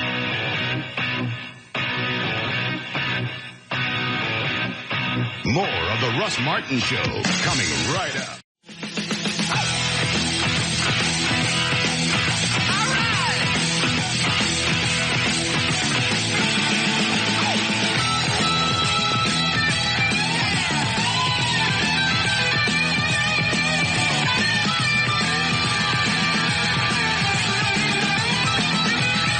Okay. When we do news last? 3:30? 3:30. Oh, okay. Let's see. Yes, Dan? Dan on the phone? All right, all the buttons are pushed. Hello? Yeah, he's gone. I can't answer his question anyway. You know what it was? Yeah. You don't answer. He wants to know what Bob does. Oh. I, honest to God, don't know. I really don't. He's got talk shows. I don't think he does reviews, like sitting there after the show. I think he does one. Okay. He should be doing them all. So, I don't know if he does that. Weekend programming. Yeah, he does the music now for the weekend programming, Mm-hmm. but up until about a month ago, before they started playing music on the weekends, what was he doing? I mean, if you can leave any time during the day and nobody notices, are you really that important? Well, he does a lot of research for the golf show. Mm-hmm. All right, I'll ask this way. What important does Bob do? I have a $10 bill for anybody that can tell me. Well, he does budgets and ratings and... What does he do with the ratings? No, he leaves. Remember, it's bad luck for him to be here when the ratings come in. He's not even here when the ratings come in. He leaves. He downloads them someplace else. I'm just trying to help. I really have no clue.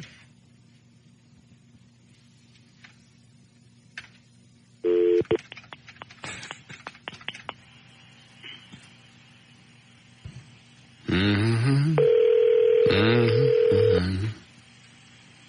You ready with news? Yes. All right. Hello? Hey, what do you do every day? How much time do I have to answer? You come in during the day. You come in the morning, and now you get here early. Right. And your day starts how? Going through email, answering voicemail, working with the sales department on promotions. Then generally I spend either time with promotions doing promotional planning, or I do a department head meeting or something like that. That takes up the morning. Uh-huh. And then I usually have to listen to the midday show so I can have a beating at 3. Okay. Then have you been drinking? No. Okay. No. I won't ask these questions yet then. Okay. That's pretty much it. Okay. So you have a full... After 3 o'clock, I'm done. But you have a full day every day then? Pretty much. Okay. Because I couldn't for the life of me figure out what you did. Most people can't. And I actually like it that way. Okay. And, of course, a little subtle way that Bob slips out every day. Lights are on in his office. The TV's on. The computer's on. His glasses are laid upside down on the desk. It looks like he just stepped out for a second. Mm-hmm. Yeah, and I'm on the 8th hole. Yeah. Like, I have to go down and ask Lee, is Bob really here, or his glasses just, doing the disguise thing? Yeah. Oh, those are prop. Those aren't even real. I mean, they're glasses, but they're not Not his class. Pick them up and look at them. If they magnify, then I'm there. If they don't, I'm gone. Yeah. That's what it is? Interesting. Now I know. Okay. All right. Thanks, Bob. Yeah. Okay. All right. You ready? Certainly. Okay. All right, 511 J.D. Ryan's on the new 105.3 FM Talk with News. Thank you, Russ. News is brought to us by KDAF-WB 33 Television and by Taco Cabana. Mike Webster, the Hall of Fame center who helped the Steelers win 4 Super Bowls and whose life spiraled into drug use and homelessness after he retired, died today at the age of 50. He died at the coronary care unit. Who was this? His name is Mike Webster. What did he do? Hall of Famer. Football. Oh, all right, go ahead. None of us had him on the list. The hospital did not reveal the cause of death. The buzz about the big 911 calls resumed at the City of Dallas Communication Office. Mayor Laura Miller, all upset. She demands answers from Southwestern Bell Communications, which takes in and then routes the 911 calls to the Dallas emergency operators. Miller was told employees were doing maintenance work Sunday at the central switching station downtown when they were hit with a total power outage. Of course, everything was down for about 4 hours Sunday night on into Monday morning, all the 911 calls. Somebody, cop sent me an email that said, if I read it right, the Dallas police are going to protest tomorrow. You have anything on that? Yes, I do. Yes, Dan, do you still have Laura Miller's cell phone number? Yes, I do. Yeah, they're upset. Well, if this is right, if what he's, let me see, help the police, the city is screwing us. Russ, we're protesting tomorrow for whatever it's worth. The Dallas Morning News and TV stations have turned a deaf ear to our plea.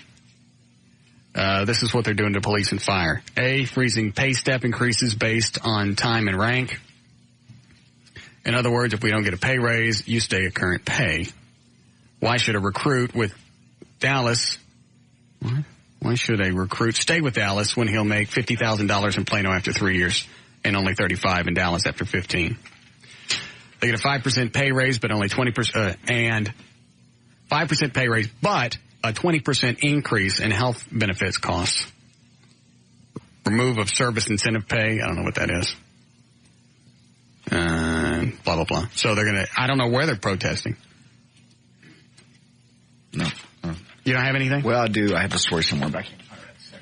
Later, it's about just how they're very unhappy with the fact that the incentive raises are all gone now for other city employees and how their 5% raise has now been pushed off another 2 weeks while they try to figure out they got a $95 million deficit they're trying to make up for in the city. Meanwhile, they've just kind of put everything on. Everybody freeze for a minute, and that's got them upset. And I didn't know about the other thing there. An actual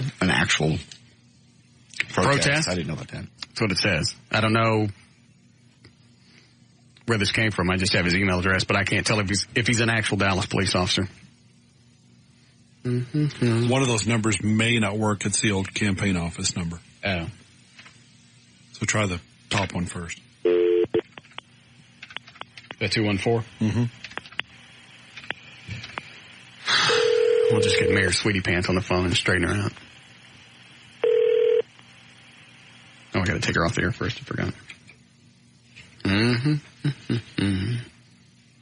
Mm-hmm. I just missed it. There it is. I'm going to get voicemail.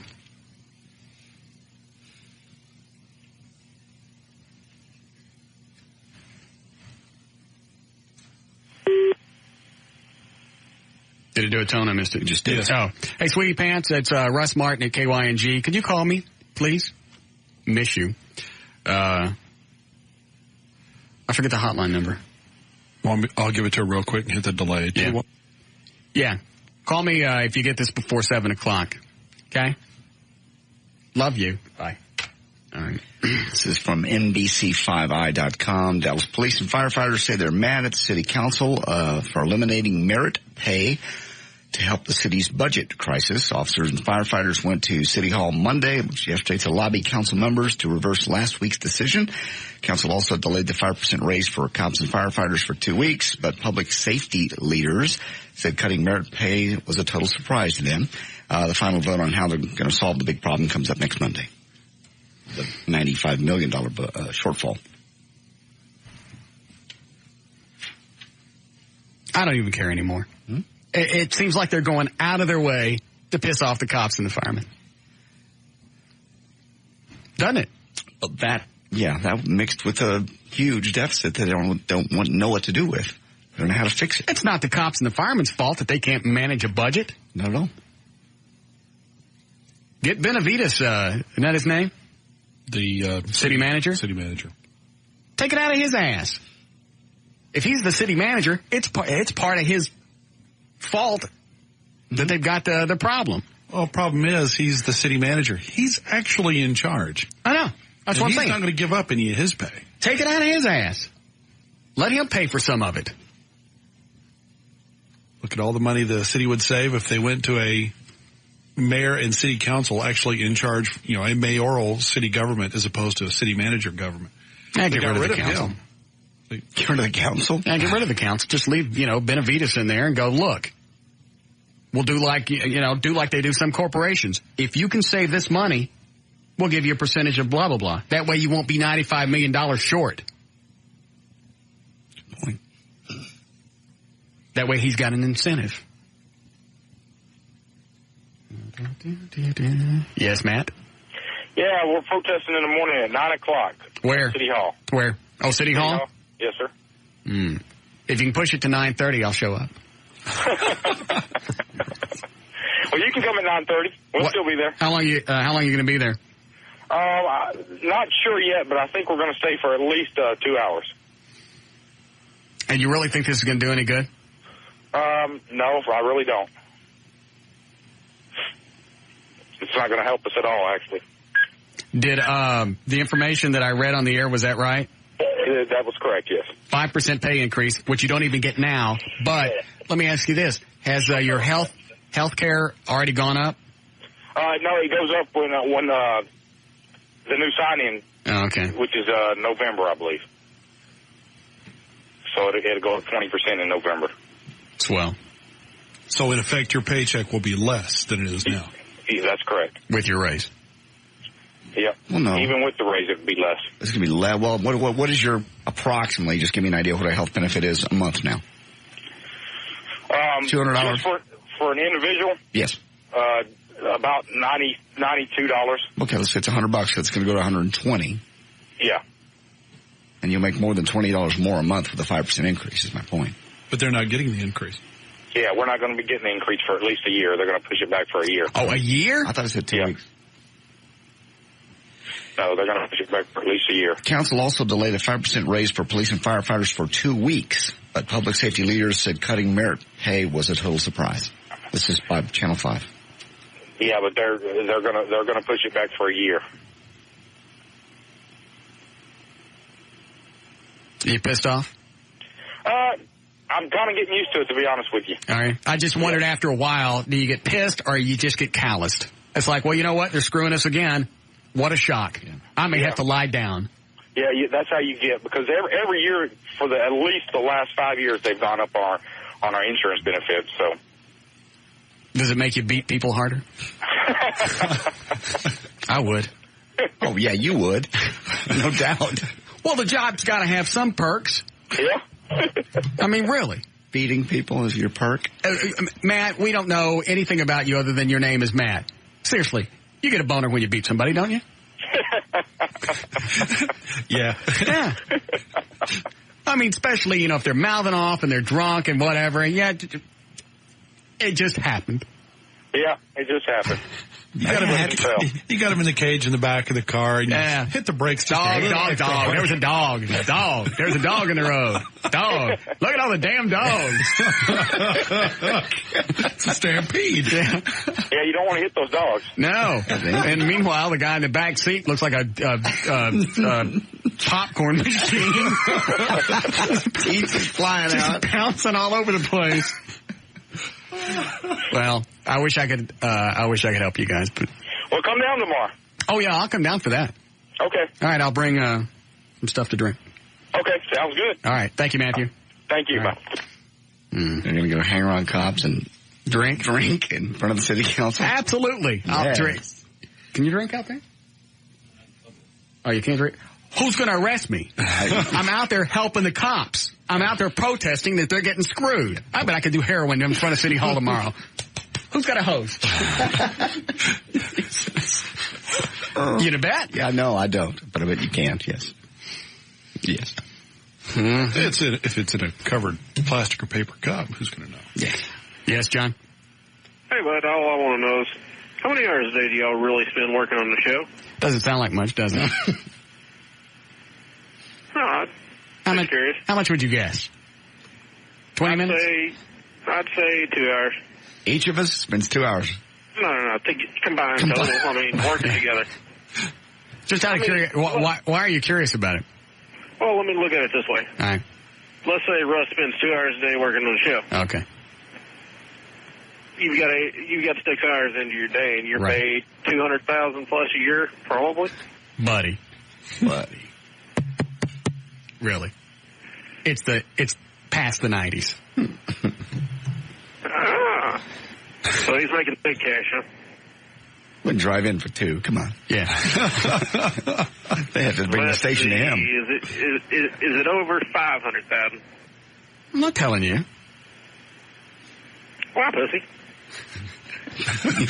What do you make? That'll do it. It's gross. It really is. It's disgusting. Mm-hmm. Anyway, why do you care how much prep time we do? Just kind of kills me that you guys radio has such high salaries. I understand you had to start in the small markets and all that good stuff. Mm-hmm. But a normal man, I mean, I start my morning at 5 a.m. I don't get home till 9:30. Mm-hmm. And? For $50,000 a year. You want to say it or do I? Vocational error.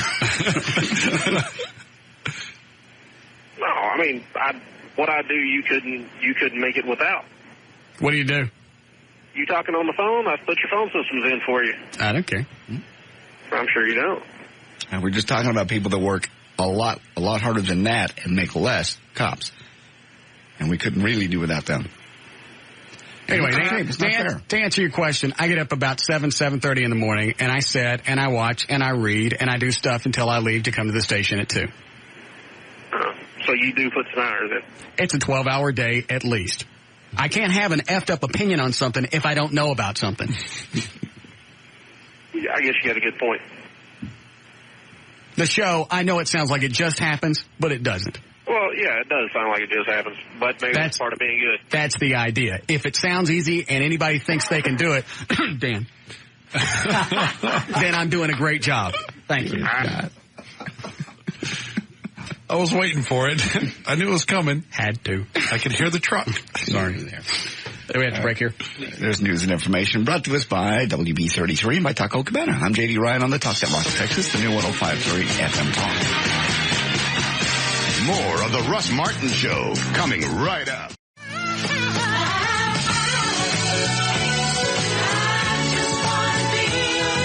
What is it with you and that bumper? Honestly, I hated this song when I was a kid. My little sister had every Bee Gees and every Andy Gibb album made, and I couldn't stand them. But when this one was up there, for whatever reason, it stuck in my head. And I would play it every break if you would let me. Damn. Well, he won't. All right. Check on traffic. Jonathan Dodge at the controls of the new 105.3 FM Talks White Lightning. Why, thank you, Russell. This report brought to you by CareerBuilders.com and by Southwestern Bell and Dallas southbound 35 Central just before 635. There's an accident blocking the right lane. That's got to back up from Spring Valley and forward eastbound I-30 East Freeway at East Chase Parkway. There's an overturned vehicle that's causing a delay from Morrison. This report is a service of CareerBuilder.com where you can sign up for a personal search agent and have jobs that match your criteria emailed directly to you. Plus, look for the Career Builder section in Sunday's Star Telegram. That's traffic. I'm Jonathan Dodge in the new 105.3 FM White Lightning. Thank you, Jonathan. All right, 55 upload tonight. Beautiful. All week, pretty much sunny in mid-80s and no chance of rain for a while. Currently 3 degrees at the Talk that Rocks, Texas, the new 105.3 FM Talk. Did you say 7? Did you say 3? 83 degrees. I missed the 8. Somebody sent me a link. I'm not going to give it out just yet because I don't want the site locking up. Then I can't look at all the stuff. Looks like, if it's real, it looks like some kind of religious zealot website that hates gays. And it lists all the things that are, why gays are wrong. Does it sound like it's real, or is it done with... I haven't looked at all. It's just funny because it's... let me click on this.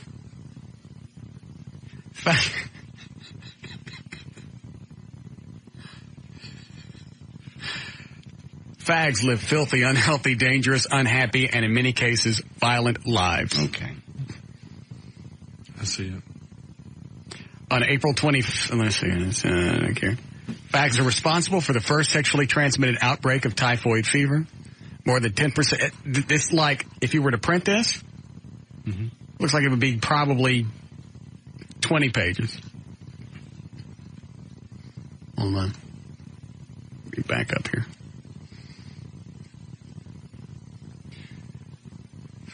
L8. Oh, is that, that's fellatio, right? Right here. That's a tense of fellatio. Yes. Fellate. They do that almost 100% of their sexual contacts and ingest stuff. From about half of those. One study reports 70% of fags admit to having sex only one time with over 50% of their partners. One study reports that the average fag has between 20 and 106 partners per year. The average homosexual has 8 partners in their lifetime. No, the average heterosexual has 8 partners in a lifetime. Really? Where'd they get that number? No idea. At the very bottom of the page, this might be real, is there's references from universities and doctors and studies and, lesbian news. Well, I pulled up some other stuff. That church that you haven't named yet, there's also one in Canada that is not affiliated with them and has something on their website. Let me pull that back up. That says we are not affiliated with that church in the USA. So there's one in Canada with the exact same name, and they're decrying the one in the U.S. So the one in Canada, the website is God Hates Fags too? No, theirs is... Because that's the website. Yeah, theirs is the name of the church. Oh. And both churches have the same name. It's just one's in the U.S., one's in Canada. Oh, I got it. I haven't even seen the name of the church yet. I just saw the website, GodHatesFags.com. This is gross. Yeah. 10% admit to eating things and drinking. Oh, wait a minute. I missed that one. It's down below. God, there's so much junk here. 73% of psychiatrists say fags are less happy than the average person, and no psychiatrists, 70%, say unhappiness is not due to social stigmatization. Oh, there was a period there. 25 to 30% of fags and dyers are alcoholics. 41% have had sex with strangers in public restrooms. This is ridiculous. Captain William Riddle of Los Angeles Police says 30,000 sexually abused children in Los Angeles were victims of homosexuals. 50% of suicides can be attributed to fags. Takes approximately... that one's boring.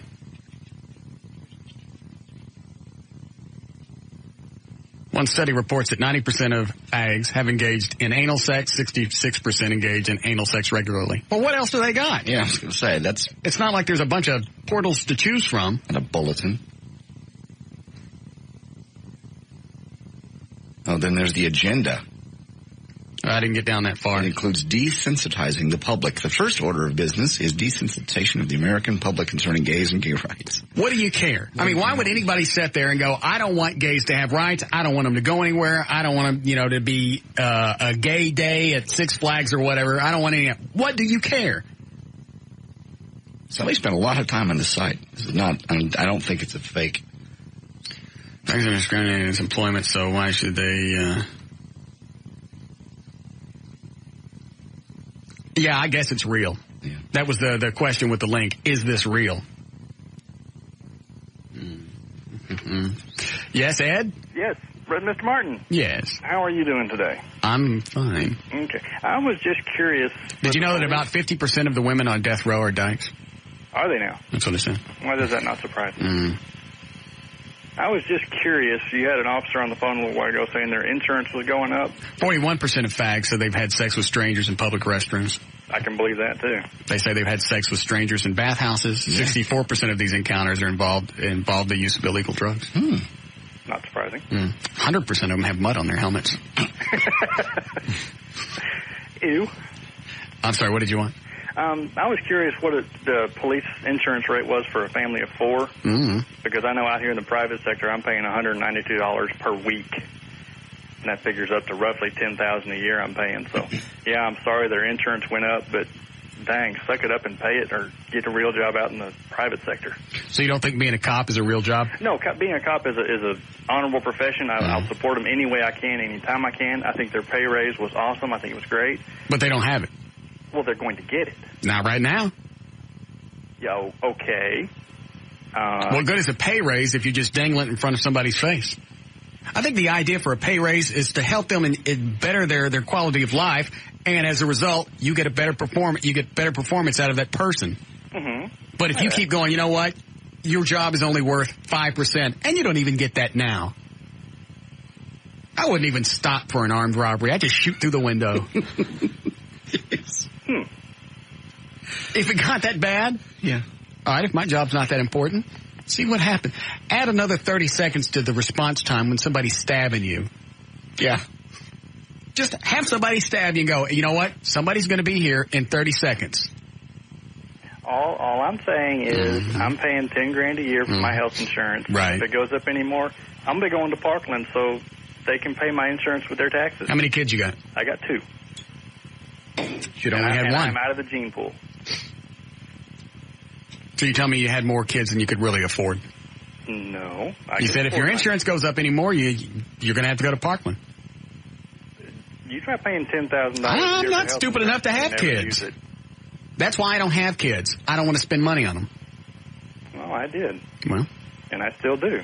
I'd get better insurance. Yeah, dancers get better insurance. I'm on my company's insurance. I'm in an HMO, and I'm still paying $10,000 a year. I work for a small company. Well, you might want to look into private insurance then. That's what there are a lot of companies or groups that are putting together private insurance plans now that you can join away from small companies, and so you can join one of those groups.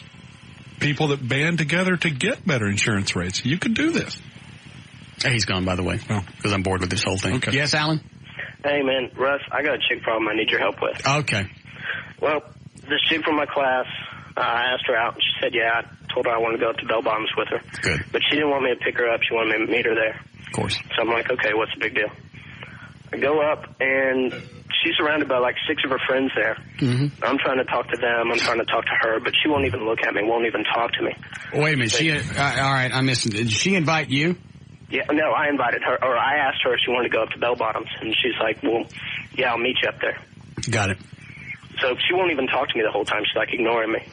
So I'm like twiddling my thumbs, got my thumb up my butt, basically. Good. And so I asked her if she wants to dance. She said she doesn't even want to do that. At this point, I'm getting frustrated. I end up going to the bathroom. I walk back out. She's doing this whole bump and grind thing with one of her guy friends that was up there. She's like looking at me the whole time, like to make sure that I'm watching her. Got it. At this point, I'm furious, so I just take off. Yeah. I figure the whole night's a washout. Right. Anyway, I see her yesterday in class again, and she's like all over me, like flirting with me again. Asking me why I didn't stick around, and she said that they went out and had breakfast and went to a party later. She's upset that I didn't hang out with her more. I'm sitting there thinking, it's like, well, you didn't even talk to me. Why do I even want to hang out with you anymore? And it's like, I don't understand what this chick's deal is. It's like, I want to do nasty things to her, but I don't want to deal with her BS. Right. So that's what I need your help on. So what's your question? Well, I mean, should I deal with her or not? No. Okay. Thanks, buddy. Anytime.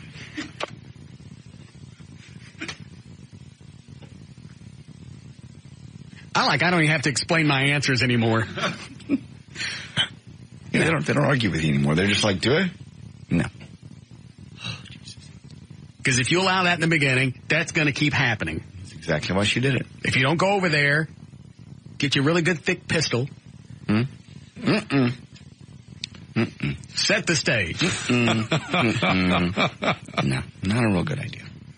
I know you're kidding. You're being facetious. Would you like to dance? No. What about now? Are you sure? Those don't grow back. Ooh, let's cha-cha.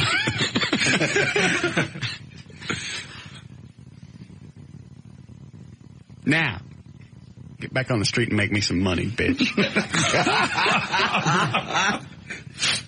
Jesus. It's like this hot chick. I don't even know if I told this story.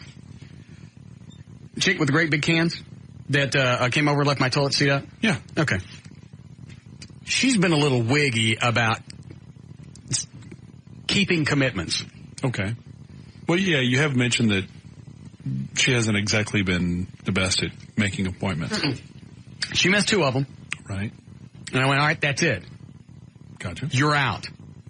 So then about 3 weeks later, she sends me a really nice email. I'm really sorry that happened. You know, could we just please could we go out? Give me another chance. Right. I went, you know what? I'm going to the dinner with Rob and Wendy tonight. You're welcome to join us. She shows up. We go back to the house, a little fooling around. Boom. Got a date for this past Friday. Friday or Saturday? Friday. Calls and leaves a message. I can't make it. I have to go to my brother's football game. Okay. Can we go That sounds important. Yeah. Well, according to her mom left a 12-year-old with her. And he's got to go play football. Anyway, so she goes, can we do tomorrow? Yes. Tomorrow will be fine. Okay? And then I'm just going to, not even going to call her. Yeah. Just set a time. I'll come pick you up. Boom, everything's ready. Bitch, at 3:15 Saturday, canceled on me. Oh, no. You didn't even get the punch in. No. Damn, you're right, pistol whipper. Damn it. JD actually said it out loud. Yeah, I never actually said hit him with it. Oh. I just said get a pistol. Oh, and then you made the smacky noise. Mm-hmm. My bad. See, when they actually write it down into words in the transcripts, right. Yeah. That's hard to spell that. Oh, yeah.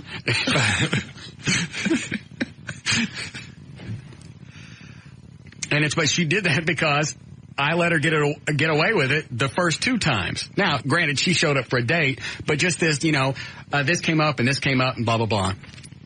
You're out. You can't let it go past the first date. That's why you go up and you go, excuse me. Now, not everybody has a gun. Mm-mm. But most people have access to stairs. Nope. Now, actually, what did I say then? Nothing. Right. Most people don't have access to stairs. Right. I didn't say push anybody down, did I? No. Thank you. How are we doing, Eddie? Go ahead, Chad. I was just curious how much that guy made that was on the phone a few minutes back, talking about his insurance. Oh, I didn't ask. Okay. He was mouthing about us paying for our stuff. I was wondering how much, he made a year. See if he can survive on $35,000 a year. Are you a cop or a fireman? I'm a firefighter. Yeah. You know what? I hate to use this phrase, but when you guys call and bitch at me, you're preaching to the choir. I'm with you. If I could, get a hold of the mayor and actually say, hey, look, you're dicking them around. This is going to come back to bite you on the ass. And the problem's going to be far greater than the problems you're having with the budget right now. Yep. Like I said, add 30 seconds, to response time. Say you guys decide, the alarm goes off and you go, hit the snooze. And you add 30 seconds to your response time. That's a big deal when you're home and all your belongings and your family are in a house that's on fire. Yeah. But and I know I know you guys wouldn't do. I would. I know you wouldn't do that. When the alarm goes off, your instinct is to get up and go help people. That's your job. That's the job that you chose because it's just something in a fireman and a policeman. Yeah. Me, on the other hand, I keep watching TV. I wait for the second alarm to go off. They'll call back. Yeah. If it's important enough, they'll call again. Let the machine get it. That's not that those thoughts don't cross our mind, but, we just got. And that's why they keep screwing you around, because it doesn't cross your mind. They know they can keep giving you a crapped out wage, and you're still going to keep doing the job. Well, we appreciate you supporting us, Russ. Really Thank do. you.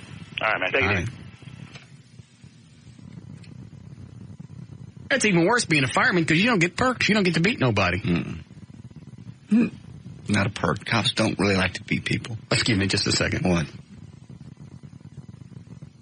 Really? I'm going to turn the mic. Now you've explained it that way. I want to turn the mics off. I want to hear you actually say it off the air. And I want you to make me believe it. That's what I thought. That's politically correct to say. I swear to God, I'd pull somebody over, mouth one time, and pull their tongue out and start hitting it with a taser gun. Just hit them right in the tongue. I said, slow down. Okay. Perhaps next time, could I have the pistol whipping? Hand him a little menu. What do you want? Taser to the balls or pistol whip? Got to pick one?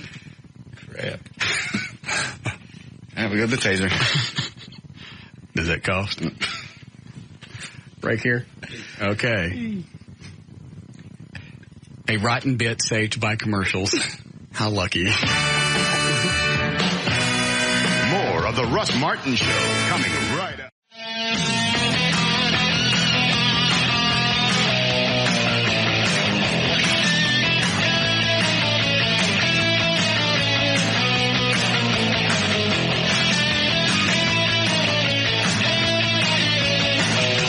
You did legal ID, right? Yes. Okay.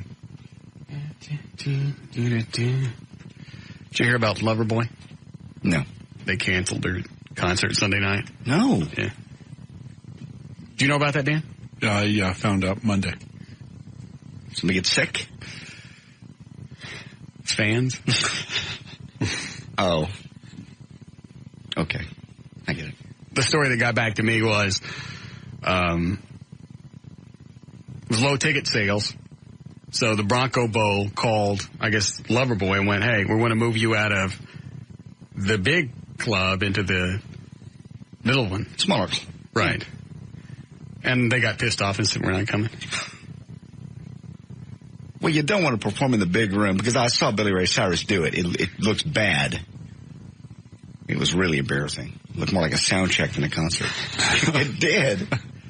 I told you the story. He was throwing out guitar picks. He goes, no, don't fight over them. Believe me, we get plenty for everybody here. How many people were really there? A total of, when you got to realize most of these were free from this fan club. Yeah. 45 people. Oh, damn. Maybe. Oh. There was more crew than there was. It looks really bad in an auditorium that holds about 3,500 people. Yes. It's embarrassing.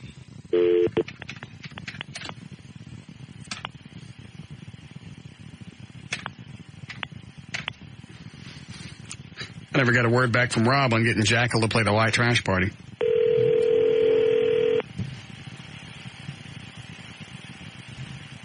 Because that would be cool. It'd be great. Hello. What are you doing? Working on a resume. Yours? You getting fired too? I hope not. I don't think so, not yet. Man, how many people got whacked this week?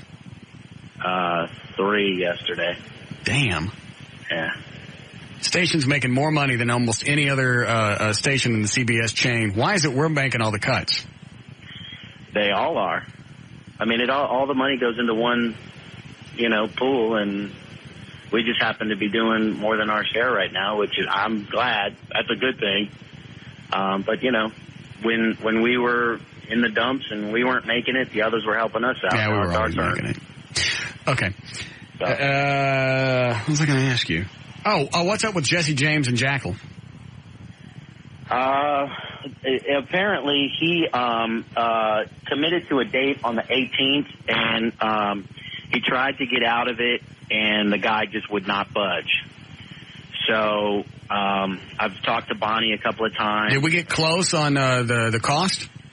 Yeah. Yeah. Damn. Well, what if we bumped it to the 19th? No. Oh, okay. Why not? Because it's already set. It's already set for Friday, October 18th. And the We've problem already gone through the agreement and everything else. And I think I'm not for sure, but the 19th may be booked because we had to move it a couple of days just to get the Friday. Mm. Hey, call Loverboy. Yeah. Huh? Call Loverboy. That's actually not a bad idea. You know, they canceled the show. Yeah, we were just talking about that. Let me call over to the Bronco Bowl, and then I'll go on Polestar and get their management's name. I don't know how much they cost. How much? Really? Yeah. How much could it be? I honestly don't know. Obviously, they didn't do too well selling tickets, so it couldn't be too much. Yeah. And that's sad because it wasn't just Loverboy. It was Loverboy, Eddie Money, and Survivor. 3 bands. Big hits. Yeah. Loverboy, who filled stadiums back in the 80s. Yeah. Now, they couldn't get, I don't even know how many tickets were sold. But obviously it wasn't enough to fill a 3,500-seat arena. Yeah, they canceled it. Well, let me, they're probably closed, but I'll call them in the morning. Yeah. And see, are you still offering to pay a little bit if we have to? Because Bruce is, on the last price, Bruce was going to pay about 60%. He agreed to it. As much free radio as he gets out of us with his wackatorium, he should really pay 100%. He's got the money. Yeah. Something's going on over there. All the signs were covered up today. Over at Amazing Superstore? Yeah. Oh, I wonder if he got shut down. I bet they busted the place. No, I'm telling you, that's what's going on in those little rooms. That's nothing going on. Why do you think everything's plastic? They didn't know. They're not. They're nice couches. They were open. I walked in there. The signs were covered up. Maybe they're changing their name. I doubt it. Oh, they are? I don't know. Oh. Maybe. Hey, is Thomas all right? You know what? After listening to the tape of you hitting on him, he wasn't adamant about, he just said, I'm not into that. Had it been me and you asked me about it, I'd have just I'd have locked up. I wouldn't even had anything to say. Jumped up and left. He was still open. We were talking about this during one of the breaks. He was still open to coming over and hanging out with you and Wendy. I think that's just because he's a nice guy, man. No, I think he wants some Rob.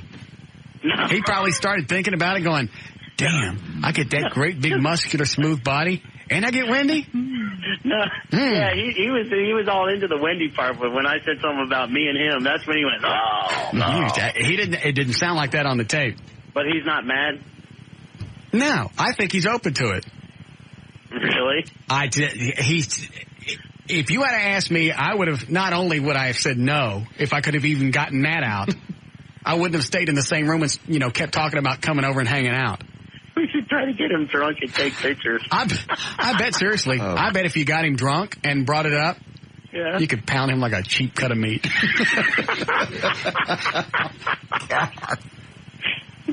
All right, I will call Loverboy tomorrow. I gotta go. Okay. Bye. Especially throwing Wendy into the equation. Yeah. Well, God, I was just kind of thinking maybe Bella Rob, but then you throw in the Wendy. That's like True Coat. Jesus. Did Laura Miller call back? The mayor just paged me. She probably couldn't get through because the hotline's not working and the warm line is. So she paged me because I left her the warm line number. She couldn't get through because you were talking to Rob.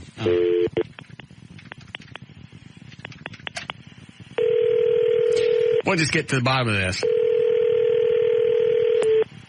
We'll be straightening out the mayor of the city of Dallas. Great. Yeah, there you are. What's up, sweetie pants? Hard for me to get you on the phone. You're always talking. It's busy. I'm sorry. It's a talk show. Don't you have a backup bat line that I can call? We do, but I don't even know what it is. I don't know. She's on the backup line. The main line's dead. Oh. Oh, good. Well, you have Dan's pager, though, right? You guys got the big bucks behind your show, huh? You got dead phone lines? Yeah, they pay their employees here at CBS, and they don't make us wait on raises. All right, so what is all this news that I got from the cops? They're all pissed at you, and they're not getting a raise. What's going on? I know. the civilians are getting no raise, the civilian employees. The police are getting 5% raises this year, 5 next year, and 5 the year after. Okay. But we also got to balance the budget. So, you know... Well, why can't you cut it? I know this is coming from somebody who has no idea about budgets. With my checking account, I write checks until they come back, and then I put more money in the bank. That's the way I do it. So I've got no clue. Why is it there can't be other cuts made in the budget that doesn't affect the police and fire? Well, and you know why, Russ? Because 85% of our annual budget is salaries and benefits for our employees.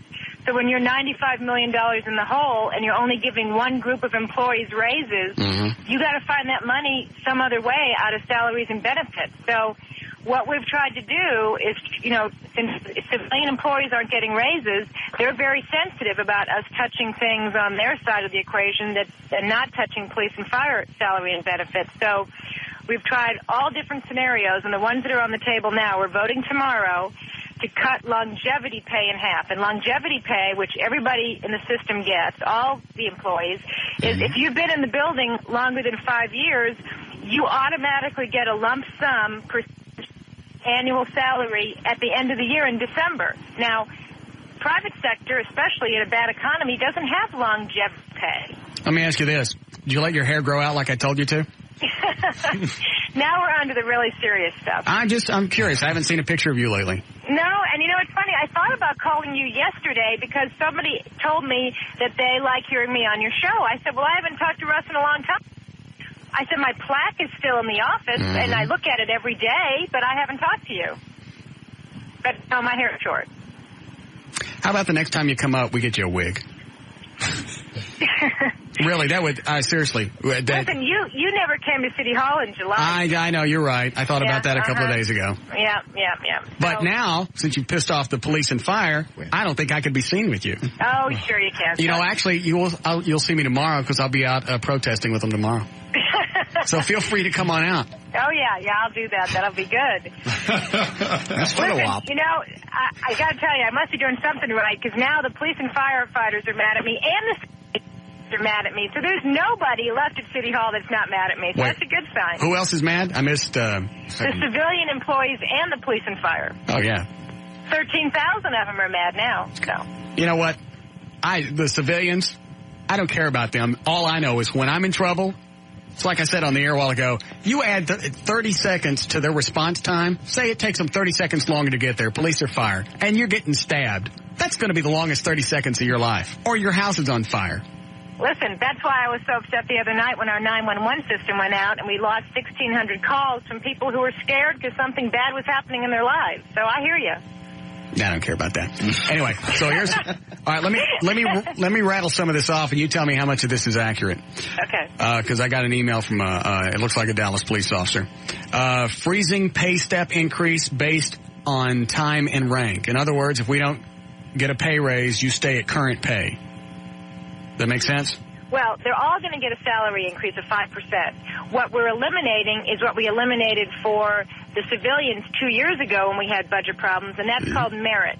You know, we eliminated any kind of merit increase for civilians, and now what we're looking at is taking away the merit for police and fire. So, again, it's kind of leveling the playing field on the money that's not base salary.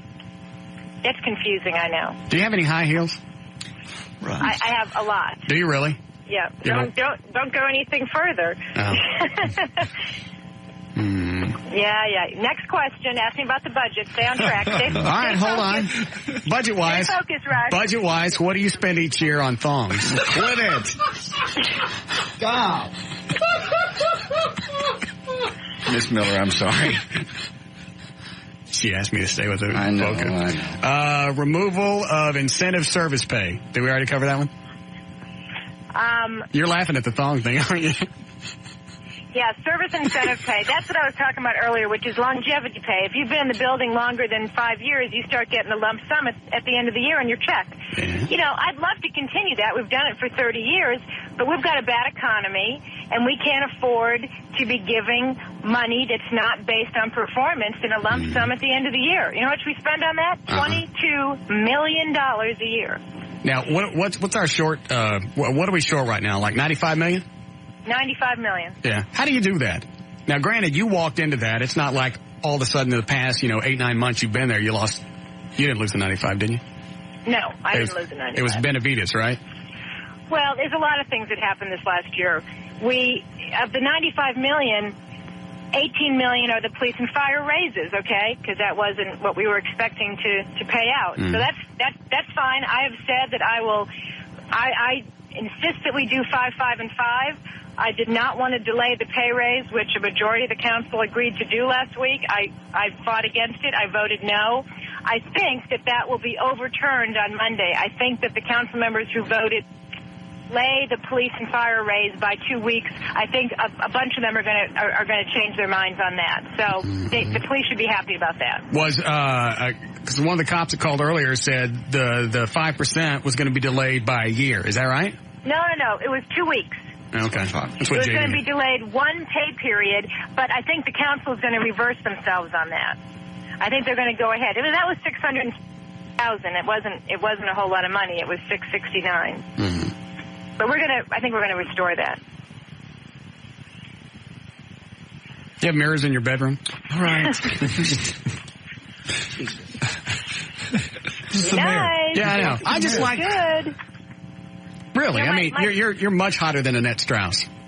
Well, thanks. Probably. Thanks a lot. Great. Yeah, damn. I'm just saying, you're the hottest mayor that I remember, in history. Well, thank you. That's very nice. There's only been 2 women mayors, so Well, Wes Wise was a piece. And then Annette Strauss, but you're at the top. You have to be nice. My 12-year-old just got in the car in the back seat. Now you've got to behave. All right. Well, then I won't keep you. So here's the deal: give the cops and the firemen what they want. Stop screwing around. You know what? If I got to come down there, I'll help you make cuts in different places. Seriously. Okay. Here's what I'll do. I'll come down there. You get the budget out, and we'll go through it step by step, and I'll find the money for the cops and the firemen. Okay. I'm not kidding. That's your area of expertise, right? I can't. What were you doing before you were mayor? I was criticizing the council before I became mayor. I was a journalist. And before you were on the city council, you were a journalist. Right. And before that, I was a waitress. Okay. So I got just as much background as you. That's right. You know what? You go take a look at my bank account. I ain't missing $95 million. Well, listen, I will take any advice you can give me. I wouldn't be waving, experience in my face just yet. Okay. I hear you. So, when are you available? Listen, anytime. You're the guy with the busy schedule. Okay. Then I'll come up tomorrow in the middle of the protest. Good. That's great. Good. You'll know where I'll be. I'll be locked up in your office. In the fetal position going, are they going? All right. Well, then I'll see you tomorrow. All right. Thank you. Have a good rest of the show, and thanks for calling. Absolutely. All right. Laura Miller, Mayor of the City of Dallas. If that's what I got to do, I'll go down there. Okay. Really, how hard is it? You get all the pages of the money they spend on everything, and you start cutting stuff. You could start with the city council's lunches. Why didn't you tell me about that while I was talking to her? I thought you knew about that. I forgot. Sorry. They spend money on lunches? Yeah. Why don't they buy their own lunches? I don't know. They could brown bag it. That's not $95 million, though. No, but it's I don't make any difference. Why would the city be paying for their lunch? I don't get that. Because they're in session. So? That can't be right. Mm-hmm. It is. It's not a lot, but it is. He is correct. It's like $50,000 or $60,000, somewhere in there. Why can't they start doing like they do NASCARs, but with police cars? What? I don't know, like Tide, Pennzoil. Put ads on all the city vehicles. Why not? Make them look like NASCARs. Yeah, and just leave enough room for the badge and the police department. I think that cheapens the whole. You know what? Thing. You give me the option. Do I want to be $95 million in the hole, or do I want to be even, and I got a bunch of cop cars that look like NASCARs? Yeah, well, okay. It might come to that. Well, the city would be on the cutting edge. It'd be the first city in the country to do it. It certainly would. You think cop cars want to ride around with Tide on the trunk? What do they care? And think of how many people would see it, especially when you're beating them against the trunk. Yeah, high-speed pursuit. Do you do it backwards so when people are looking behind you can read it? Yeah. Oh, that reminds me. I got to stop by the store. Yeah, I got to stop by the store and pick up some Huggies. You could do all kinds of stuff. Shocks. Yeah. You know, like whatever's on the cop cars. That's true. All type of money to be made. There. I bet you there's $95 million in people that would, the sponsors that would do that right now. Well, how many cop cars do we have? Do we know? About. Anybody know? No idea. No clue. All right, say 300. I don't know, but we'll just say 300. You pack them with ads? Yeah. Bail bond companies would buy up a ton of ads. What was that? Yeah, that's the one that goes in the, just like in a cab. Oh, good. When you're set, it goes inside. Bail bonds and all the other stuff. Good idea. That was a good idea, actually. Well, they pay big money for that. That's a good idea. Bring it up to her. Take a card as you're getting out of the car. Yeah. To hold it with your teeth. Your hands are behind you. Yeah, to hold it with your teeth. Break. Please. See, there's probably at least $30 million just waiting to be grabbed right there. You're right there. That's a good one.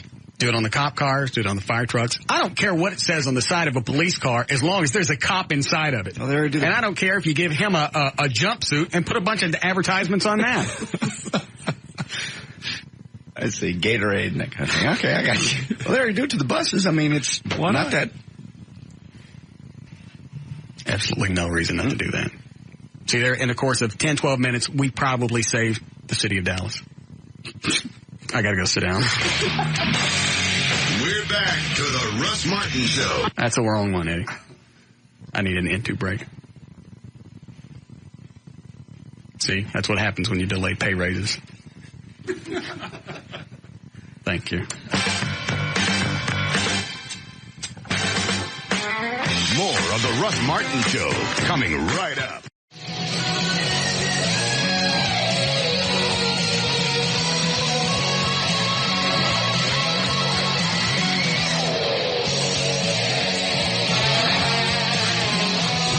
Edition Russ Martin Show Police and Fire poster is on sale now. Only 500 are available. They are $15 and signed by everyone on the show. To buy yours, go to russmartin.com. All right.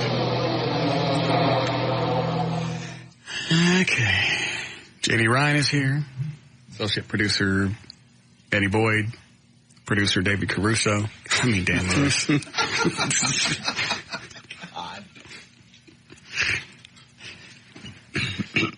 O'Malley's on the phones. Jonathan's in the thing. So, did you work on your new show over the weekend? Met with the guys, yeah. How did the big meeting go? Went well. Have you delegated duties? Outlined some stuff that I wanted to do. I want to see who's going to be better at what. So, where's the outline? I don't have it here. Yeah. I don't work on that stuff here. I keep all that at home. Hmm. I don't work on that show, on planning that while I'm here. Okay. So how long before you, have you done an audition tape yet? No, not yet. When are you going to do that? Probably this weekend. Bob, since he's going on vacation, said not to give it to him until he gets back. Why? I don't know. He just doesn't want to think about it until he gets back, I guess. I think mentally he's already on vacation. Oh. Well, then give it to me. Well, I don't have it yet. Well, I mean, when it's done, give it to me, and I'll tell you, you should give this to Bob or don't give it to Bob. Okay. Well, I would appreciate your advice. Bob and I had a talk about it today. Did you? Told him I would promote the show, give you every ounce of support that I could. Well, I appreciate that. You've been very helpful so far. Yes, I know. Despite the David Caruso comment. What, Eddie? Did you just mumble something? No, I'm okay. What did you say? Did you really not say anything? No, I'm not going to repeat it. I'll email it to you. I'll turn to mine. No, I'm not going to say it in front of Dan. Why not? Go ahead. No, I wouldn't. Go ahead. What? I'm not going to say it really. It was mean, and I shouldn't have thought it, and my mouth moved, and it shouldn't have. I'll have to go check the tape then, see if I can hear it. All right. We do news at 5. We did. We've done 2 newscasts, 4:30 and 3:30 and about 4:45. All right. Yes, Lynn? Yes. Mm-hmm. I have a problem. Yes. Okay, I've been seeing this guy, and I don't know what to do with him because he doesn't ever, call until it's convenient for him. Right. So I don't know whether I should dump him or keep playing his game for a while. Well, let me ask you a few questions. Okay. Does he ever take you to dinner? Yeah. Do you guys actually have planned get-togethers 3 or 4 days in advance? Yeah. What are you doing right now? I'm driving. What's that noise? I don't know. Are you driving on the bumps? Yeah. Does he ever call you drunk? No. Does he actually come to your house? No, we live a pretty good distance away. So normally you always go over there? Yeah, we meet up somewhere. You ever get to spend the night? No. He buy you any gifts? No, I really wouldn't say I've known him long enough for that. Do you have his home phone number or a cell number? Both. Yeah. This one's a rough call. Yeah. Because you almost sound like a booty call. But he doesn't. Yeah. Wouldn't give her the home phone number. Yeah. I must get the impression he's seeing somebody else. But I've asked him about it, and he says no. Have you been to his house? You have, right? Yeah. Okay. Did you see any telltale signs of other chicks there? No. Because you all do that. Oh, yeah. I got 2 bras and a toothbrush and earrings still at my house from the last nut. Nut droppings. No, they are. L.A. left her little cards everywhere. Yeah. I haven't seen anything. All right, well, let me ask you this. Okay. Are you happy with the way things are right now? No. You see them getting any better? I don't know. I don't know if it could. Okay. Doesn't that answer your question then? Yeah, I guess so. How long you been with this guy? About 3 months. How old are you? 26. You any good? What? Are you any good? I guess. Well, come on up. I'll take a look at you. Right now? No, I'll do it tomorrow. Tomorrow? Okay. Do you know where we are? No, I don't know where you move. Okay. Hold on. O'Malley will tell you. What? You're on the loud call service. Yeah, calls. I'd bang her for cash. What, Nathan? Yeah. What's up, Russ? Nah. I just want to ask you, man, how can you be black and from the Grove and have such appreciation for police, my man? Because I appreciate the job they do. And me being black, the last thing I want to do is piss off a cop. Because I'm going to get a face full of trunk if I say something. But I was just wondering. I said, how can this dude have such an appreciation for police? Well, I'm going to ask who I call when I'm in trouble. And I'd like for him to show up. I can dig it. You take it easy. All right.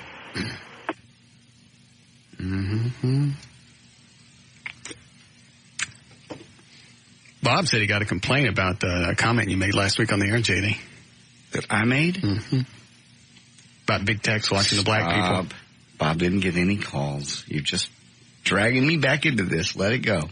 Please. Please.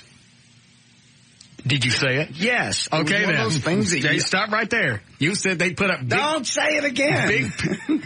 Did we keep the tape? No. I think we did. Don't say it again. Oh, it was the promo. Is the promo still loaded? No. I changed the promo. It's too far in here, isn't it? No, I think it's pretty short. Do you have the lyrics for the song? Why do you want to do this? Oh, the song? Oh, God. The light just went on.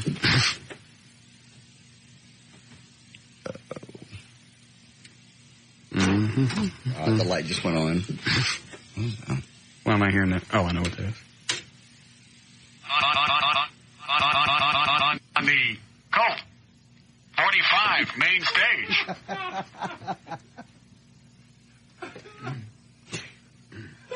Yeah, you said they put up a 60-foot tall white guy to keep the black people in check. This pisses me off. I didn't think of that. That's why they do it. They put up big text to keep the black people in check.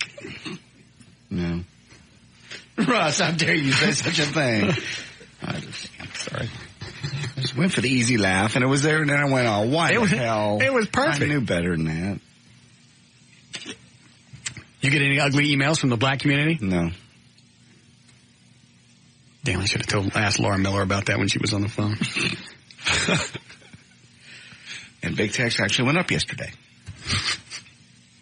Probably in time to see that guy get killed out near the state fair. 2 blocks away. Seriously, if you were to reverse it and take like an area like Highland Park and put up a 60-foot tall black guy dressed like Puff Daddy, you don't think it would piss off the people in that area? Yes, or scare them? You'd scare them. Yeah. A talking 60-foot tall. Yeah. Hayseed. That's. It's loaded in the audio vault. It's under. There it is right there. Can I pay you not to do whatever you're getting ready to do? No. This is only going to make it worse. I haven't rehearsed this yet, so I don't know how this is going to play out. Good.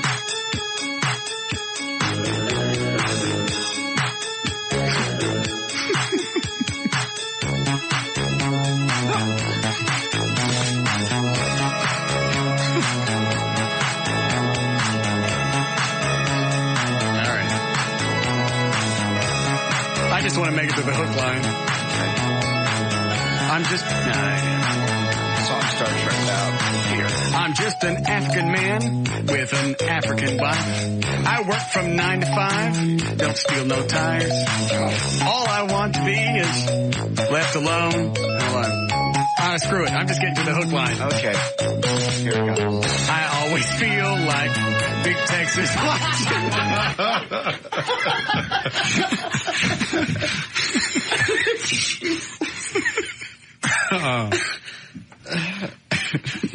I'll practice it tonight and I'll do the whole thing tomorrow. Good. Just in time for the fair to open. Great. Not really what I meant. Watching over as an angel. No, you said keeps them in check. Oh. All right. Eddie, did you say you had, what did that answer be? We got to do this now? If we can. I've got 2 more before the end of the show. 2 more breaks? Yeah. All right, we'll take a quick break. We'll come back and we'll do could the answer be C? Because we got stuff to give away right now. Yes, we do. All right.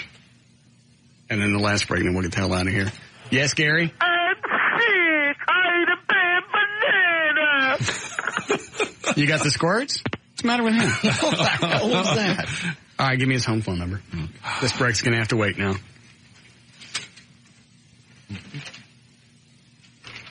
Every day, I'm always worried about making it to 7 o'clock, and something always happens. It always. The top one? Hold it there for a second. Things that show up.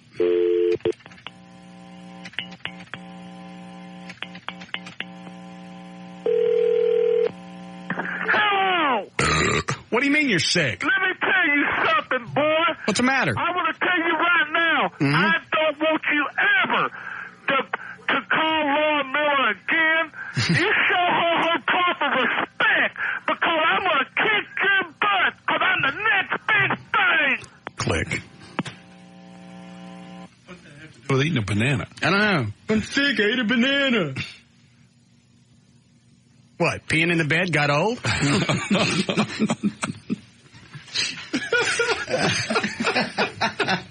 Maybe it's like drugs. Yeah. After a while, you want to step up to the next thing. Yeah. Maybe that's what he means. About being the next big thing. Yeah, the big sick. Hold his phone number back up again, Dan. All right.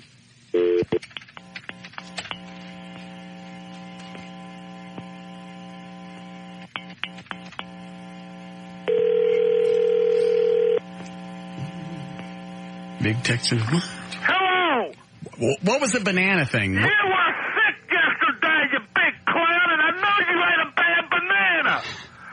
And let me tell you something. You better tell JD to quit playing them Russ Martin hits. You're singing them songs. It got underneath my skin. I'm going to kick your ass, Russ, because you know what I can do. I'm tired of it. I'm put the Cobra Quest all over your ass. No, you're not. No. Don't you hang up.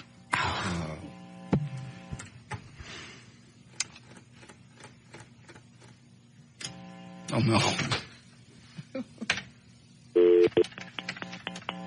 I almost got it memorized now.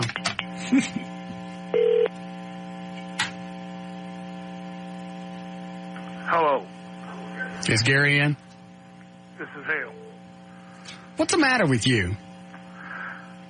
You better Russ, you shut your mouth. Why is it some days we're friends, some days we're not friends? You shut your mouth. How about... You shut your mouth. You gotta give me my proper respect. Gary, let me ask you something. Let me just ask you something, and then I gotta go. I just want to ask you a quick question. Just listen. Slow down. Stop. Relax. Listen. Would you like? I'm gonna ask you if you'd like something. Now listen. Would you like? Listen. Shut up. Listen. Would you like to? Would you like that, Gary? Would you like to stop? Would you like it? You'd like it, wouldn't you? Why don't you come on up? I'll clean it up for you, and you can stick my great... Don't you ever call me a fag again. You call me a fag again one more time I come to the station, I would kick your ass. Would you like that? Let me ask you something else. How about if you come up... And I've had it with your crap, boy. I've had it with your leaf. Boy, I'm sick of this. That's a whole new angle I didn't even think about. Yeah. To say stuff to him that nobody else can hear but him. I think he's into it. Uh-huh. I mean, anybody that craps in the bed's into anything. Mm-hmm. Wets it in crap. Yeah. It's both. Mm. That what that website said that the fags do? What, they crap in their own bed? That's what it said. It talked about, yeah. It did. Okay. Oh, here's something weird. And then we'll break, Eddie. The crap thing reminded me about this. I take the puppy out to go to the bathroom last night. Okay. And I don't feel good to begin with. So I take her out, and she's been doing really good about, going outside and whizzing and crapping. Mm-hmm. But for some reason, she likes to pick the crap up and run with it. So now I'm chasing this chihuahua around my front yard. Yeah. While she's carrying a turd in her mouth. I don't know why dogs do that. I had a German Shepherd that used to do that. I've never seen a dog pick up. No. Not only get one, but the one she just dropped. Yeah. That dog's not well. Seriously, it's like a little hairy retarded kid. Yeah. Well, what does she do with him once she's got him? I have to chase her around and keep screaming no. Let me show you what I did to my foot. I don't even know if this is ever going to heal.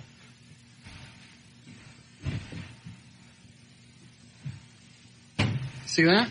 Yeah. Is that the right foot? Like the bottom of your toe is split open. Yeah. Yeah. Between the I did that. Underneath the toe knuckle. Did you kick a sprinkler head? No, I was chasing the dog, and I was going back up the steps, and my toes missed, and the edge of the bricks scraped off the bottom of my toes. The whole time, the dog's chewing on its own. I've never had a dog do that. Buddy, that's a road show. It really is. It was. Yeah. Any chance we can give your neighbors a camera and just let them videotape you? Yeah, that's what I'm doing, chasing a 2-pound chihuahua around the front yard, screaming, drop that ass. It's become a game now. Well, that's why she's doing it. It's because you chase her, you pay attention to her. Yeah. It's a game now. Snacks. All right, you want a treat? Just made one. There's some for you. And she's looking at me like, no, this is mine. If I put it down, you're going to eat it. This dog's going back to the shelter. Seriously. We'll be back.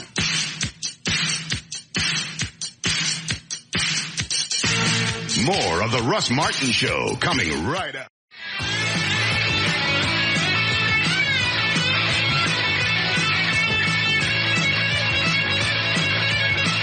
All right. Yeah. Trying to decide if we're going to go ahead and do the game.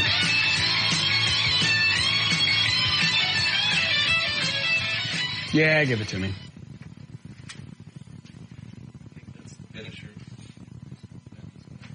Okay. Do you have the, could the answer be C? Okay, I got it. All right. And, Dan, what will we be playing for on Could the Answer Be C? We are playing for Russ Martin Show prize pack, including Stratos International Cuisine dinner certificates for cuisine, tickets to see the Dallas Sidekicks this Saturday, and a pair of tickets to the White Trash Party October 18th at Jay Gilligan's. Sorry, I'm looking at all the misspellings on here. So is it cuisine or cuisine? Your choice. And would you keep that in your armoire? I never said armoire. I don't know where he's getting that. Eddie said you called it an armoire. He insists, and if I ever did, it was joking around. I'd say something like armoire as a joke. He said it in front of my wife, and we both just kind of looked at each other and sat there and went, okay. Okay, fine. Okay.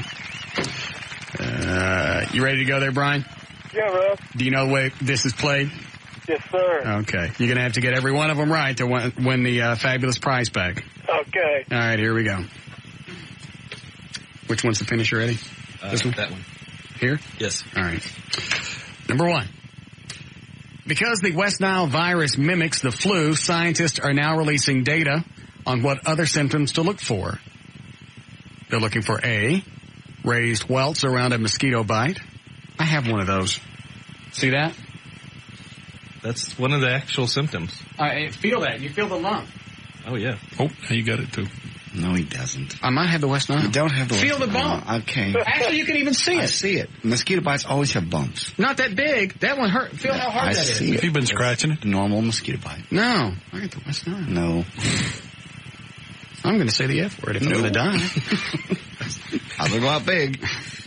We're going to leave off. It's raised welts around a mosquito bite. B, a high fever without a cough. Or C, the urge to charge $2 for a very small candy bar and buy an icy machine. Could the answer be C? West Nile. West Nile. Okay. Middle East, West Nile. Oh, is that where it is? 7-Eleven. Yeah. Oh, okay. I got it now. Because date rape drugs usually leave the victim unaware that anything happened, police are telling college kids to look out for certain things like A, waking up in a strange place, B, if you see someone touching your drink, or C, the whole football team refers to you as their girlfriend. Might the answer be C? Yes. Yeah. While building a new transatlantic cruise ship in London, the company has come under fire for wanting to name it Titanic 2. A spokesman said that they made that decision because Titanic 2. A, it's a tribute to the original. Mm-hmm. B, the odds of another ship by the same name sinking are astronomical. Or C, the Dan Lewis Show name was already taken. Sorry, Dan. I think that would have to be C. Okay. There's no reason to be that way. I didn't write it. That's where it is. Let's go ahead. Mm-hmm. Easy shots. Yeah. Let's see. Mm-hmm.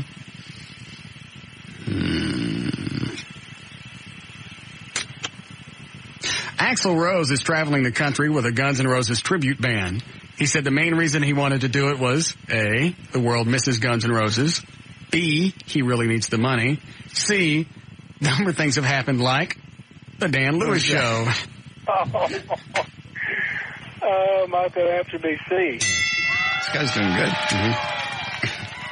Russ Martin really wants Dan to get his own show because A, he has faith in Dan's ability to do a good show. B, if it helps the station in the long run, then it's good for everyone. C, if Jesus is really coming, who wants Dan around him anyway? C. Yes. And finally, Dan Lewis really wants to be put in overnights. He thinks this way he can, A, fine-tune his skills in front of a smaller audience, B, work his way up the ladder with lower expectations from higher-ups, or C, help insomniacs with his horrendously long stories. C. Yeah. JD, what's the score? Well, he got them all this time. Okay. Tell me what he's got, Daniel. Congratulations, you win a Russ Martin Show prize pack, including Stratus International Cuisine dinner certificates, tickets to see the Dallas Sidekicks this Saturday, and a pair of tickets to the White Trash Party October 18th at Jay Gilligan's. For fabulous international cuisine, visit Stratos off the Northwest Highway and Webb Chapel exit. And to order Sidekick tickets, call Ticketmaster 214-373-8000. All right. You ready with the plugs? Yes, I am. The Titanic should have been the finisher, right? Okay. To learn more about the Russ Martin Show, to email anyone on the show, to get in the studio audience, to make a donation to the Lister Foundation, or to get on the show's weekly email list, simply go to russmartin.com. The Russ Martin Show Police and Firefighter poster is now available for purchase. For more information, just go to russmartin.com and click on News. The design of the Russ Martin Show poster by Junebug Graphics, junebuggraphics.com, and printing courtesy of the Imaging Bureau, imagingbureau.com. To email us during the show and only during the show, send your messages to studio@russmartin.com. Visit our news director's links and photo gallery at johndavidryan.com. To find Eddie's fascinating and provocative website, go to eddieboyd.com. My website is now online, and yes, the pictures of the Charger are on there at danlewis.net. For information about the rest of the station, go to 1053fmtalk.com. All right. Does that really look bad, Eddie, that bump? Honestly, I mean, I was reading up on what the symptoms are, and that would be cause for alarm. I've never seen a mosquito bite get like that. That said welts. That's not welts. That's just raised mosquito bite. But see how you can actually see that. You can always see a mosquito bite. No, normally it's just right there. That's a big bump. You think I got the West Nile? I've got some Cipro at home. I'll bring it. Will they get rid of it? Didn't West Nile, it only kills like older people, doesn't it? Has it killed anybody young? Babies and old people right now. Oh. People with weak. People that are weak. You're very strong. Oh, okay. Of course, you have been sick. Don't help. Bring the Cipro up, Eddie. God. Is it an antibiotic? That is the antibiotic. Oh, is it? That's the big one that... I thought that was for anthrax. It'll kill anything. Oh, I think we still have Cipro when we were scared about getting the anthrax. Yes. Oh, okay. We'll get it out of the shelter then.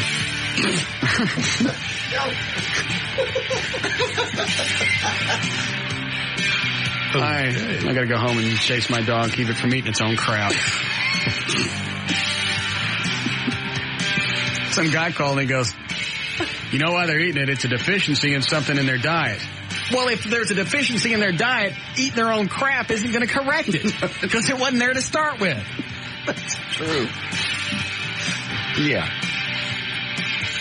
So, like, that would be the last thing the dog would want to eat. I think he means dogs that eat grass. My dog used to eat grass because there was some vitamin in it or whatever. Yeah, but grass is a far cry from eating your own dukes. Yeah. You're right. And I better eat it now because it's hot. It's still warm. Worse than a stale duke. Well, he wants to sit around and watch it turn white. Oh, God. All right, we'll see you guys tomorrow. Bye-bye.